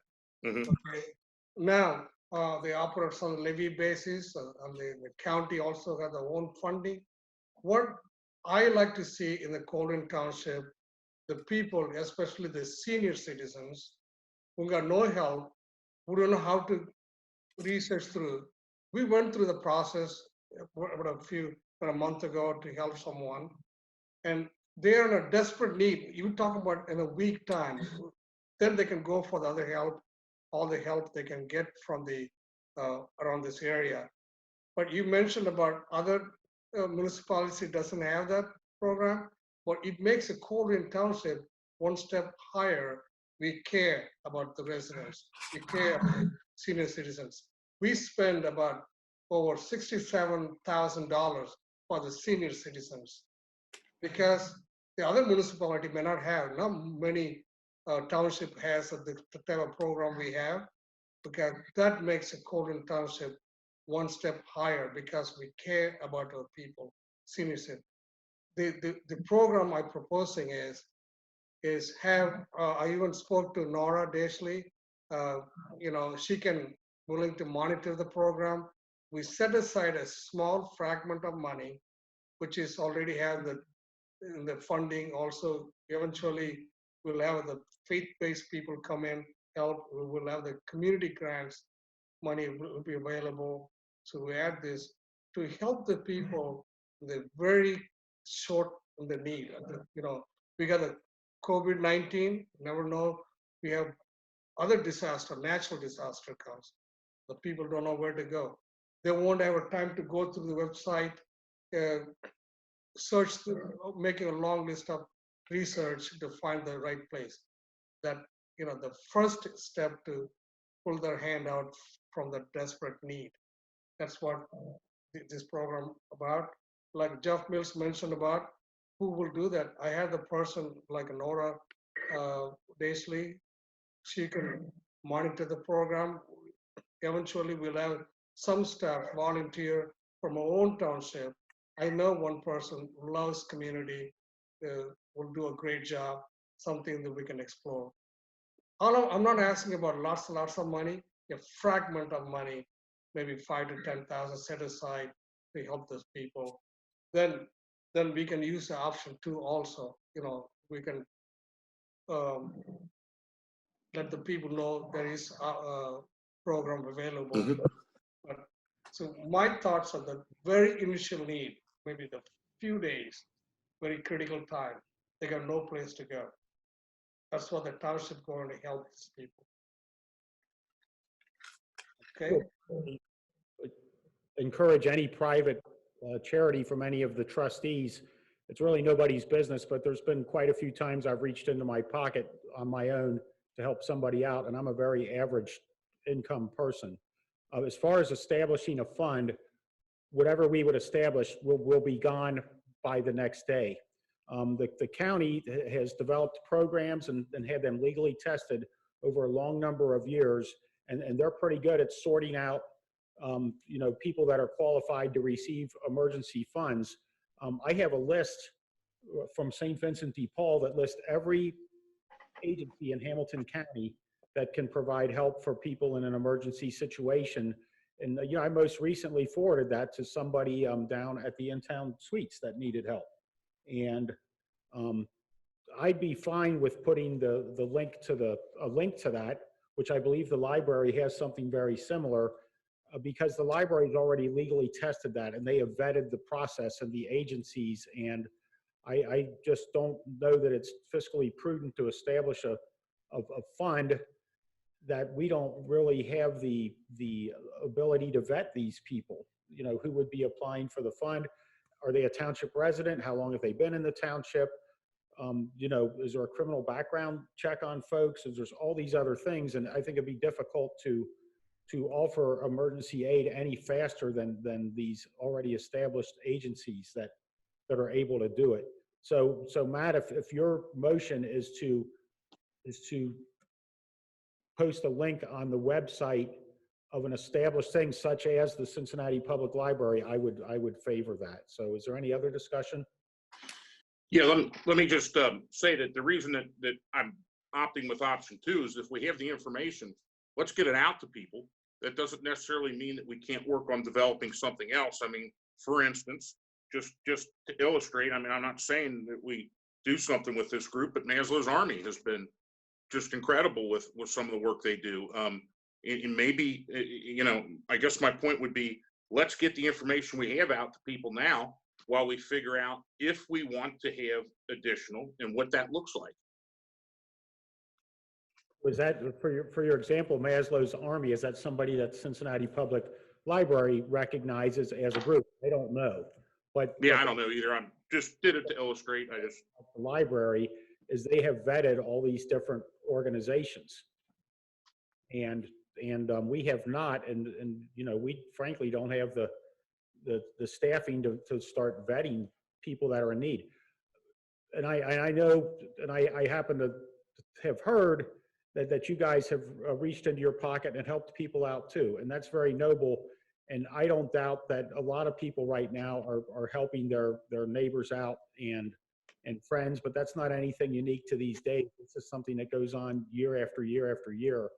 And, you know, we as citizens of Hamilton County is a great place to live. We offer services that Claremont, Brown, Boone, Kenton, Campbell, Dearborn, Butler, Warren would never dream of offering. If you're a person that needs help, you know, and a lot of people recognize that, they're in Hamilton County because of the wide array of services that have been established over the years. And you don't see it, but there's going to be more of it. We don't have, you know, people starving on the streets. There's places to go eat. There's food. I recently drove a guy down to the facility down on Dalton Street because he was seeking help, and I said, I've got an agency that can look you up right down at Dalton next to the post office, and the name is escaping me, but we can all help in our own ways. I'm fine with putting a link to the public library site on our website, and that's about as far as I'm going to go with it today. So, is there any other discussion? I'm happy to hear more. Nope. Call for vote. So to clarify, Matt, is your motion is to have Jeff Mills or Jeff Weckbach or somebody put a link on the website to the Cincinnati Public Library list of agencies that exist. That's the resolution tonight for now. Yes. Tonight for now. Is that am I reading that right? Yes, that is correct. Okay. Is there any other discussion? Hearing none. Jeff Baker, please call for a vote. Mr. Rajagopal? Aye. Mr. Unger? Aye. Mr. Waller? Aye. Motion carries. Very good. Thank you, Board, for that direction. The next item is a continuation of a discussion of establishing business support programs. And similarly, at the last trustee meeting, we were tasked with, staff was tasked with providing some options on supporting businesses through this difficult time. We came up with 3 options for you, similar to the last. The first option is to create a township program to provide businesses with emergency funding. Historically, we have not offered these types of programs either, and we do not have, similarly, we don't have staff that's well equipped with an expertise in qualifying businesses and operating these types of programs, which is why we partner generally with HCDC, which is the Hamilton County Economic Development Arm, folks like Ready and the Port, et cetera. But if this is the desired option, the board would need to provide us with some guidance on how to qualify businesses, how much support you would be willing to provide to any one businesses, and how long you want us to run this program, and let us know who you believe should be reassigned to run this. There are examples currently of similar programs. One similar program can be found in Columbia Township. Columbia Township uses the Community Improvement Corporation of Greater Cincinnati, which is a CIC. We have our own CIC. Columbia Township uses the HCDC CIC. Columbia Township, through their CIC, gave $4,000 grants to 10 of their 21 local restaurants, and they used CIC funds to accomplish this. Another local example we found in Northern Kentucky Chamber of Commerce. They developed a $15,000 relief fund for restaurants and made 15 $1,000 grants to Northern Kentucky restaurants. They raised an additional $35,000, and they plan to make a second round of grants. I believe that as we sit here today, they have made that second round of grants. Additionally, the U.S. Chamber of Commerce is making $5,000 grants available to small businesses in our area through the Save Small Businesses Fund at www.savesmallbusinesses. And I also learned recently that Hamilton County was going to use some of their CARE money, I believe, or Community Development Block Grant money, I'm not sure which of those, to pilot a direct business assistance program in Hamilton County that would make, I believe it was $5,000 or $10,000 available to businesses. So those are other examples in our region of creating a program to provide direct monetary assistance to businesses during this COVID time. That's option one. Option two would be something like a community carryout challenge, which is more of a programmatic response rather than a direct assistance response. So for example, Marymount partnered with neighboring townships and others to develop something called a community carryout challenge, which had the goal of encouraging 5,000 households to go out and support local businesses by purchasing gift cards. So it's within the realm of possibility that the township could partner with neighboring townships or cities or even the Colerain Chamber of Commerce to develop a similar program that encourages folks to patronize local businesses during this time. So that's option two, the community carryout challenge. Option three for business support programs would be pause on the issue. Timing, as we mentioned before, is an important consideration to all of these options. And given that yesterday the governor indicated that we are going to begin a phased reopening beginning this Friday or next Monday, there may be less of a need for those services potentially. So, and in addition, there have been several different financial relief packages created by the state and federal government that benefit businesses directly, including the CARES Act and others, and that continues to evolve. So the option three would be the township could consider pausing on implementing any kind of program at this time and await further clarity as the situation unfolds. We reached out to other municipalities and large townships, and aside from Hamilton County and their establishment of the new small business assistance program that's coming, we couldn't find another group that was doing this kind of thing. Springfield Township has done a good job of supporting their local businesses by developing like banners with businesses on them and putting out into the community. So that's maybe another programmatic option. But anyway, we seek direction from the Board of Trustees on how to move forward on this.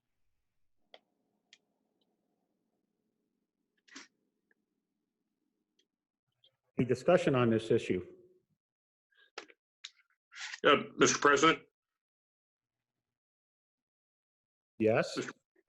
So I'm going to make a motion that, well, I guess I don't even need to make a motion, I guess, but to option three, to pause on the issue. I think, it was an obvious point that, that I didn't think of as much when this came up, when Mr. Rajagopal brought up the fact that, look, we're giving trillions of dollars to these businesses at the federal level. But I think that ultimately we could probably put together something very similar to what we just did with social agencies. I know that I talked to Congressman Shabbat about this, who's on the Small Business Administration committee, and he's putting together a list of resources too. And we could maybe, next meeting, I could get that information together and we could maybe pursue that. At the very minimum, I think that we have a kind of an obligation to provide as much information as we can to our citizens and to our businesses with this kind of stuff. And that's free, that's sweat equity. That's free to do, other than somebody looking it up and finding a good way to list it. So I guess for that reason, I would be favored kind of pausing on the issue, keeping our powder dry until we figure out, where this thing's headed. I'd be in favor of pausing on the issue also, just because there's so much coming out from the state and the federal and some stuff from the county to help different businesses. I know one of the things I had asked Jeff Mills about a few weeks ago was featuring some local businesses through our circle report, and I think you did that with one business. several. And in fact, I think today we highlighted all of our garden centers and greenhouses. So we, this week, I believe Right, and that's one thing we can do through increased communication is highlight businesses, but so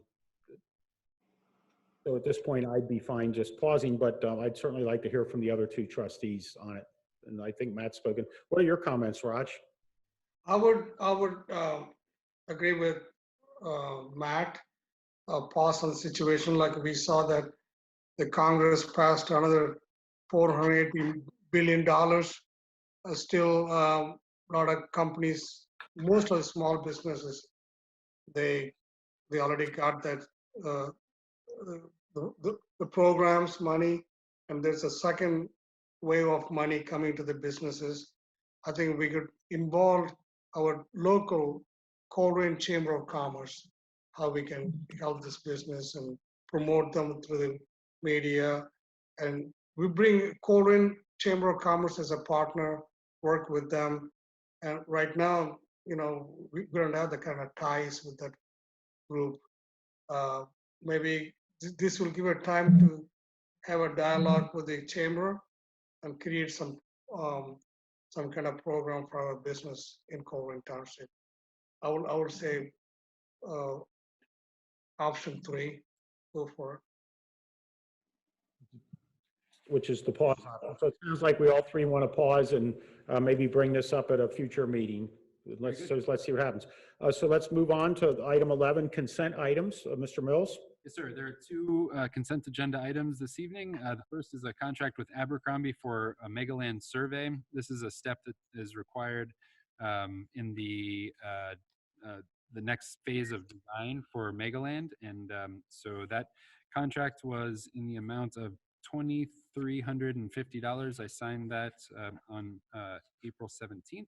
And then the second item on the consent agenda is a motion to authorize acceptance of a monetary donation to the fire department. The donation was a $50 donation that we are very grateful for from Ms. Penny Spees.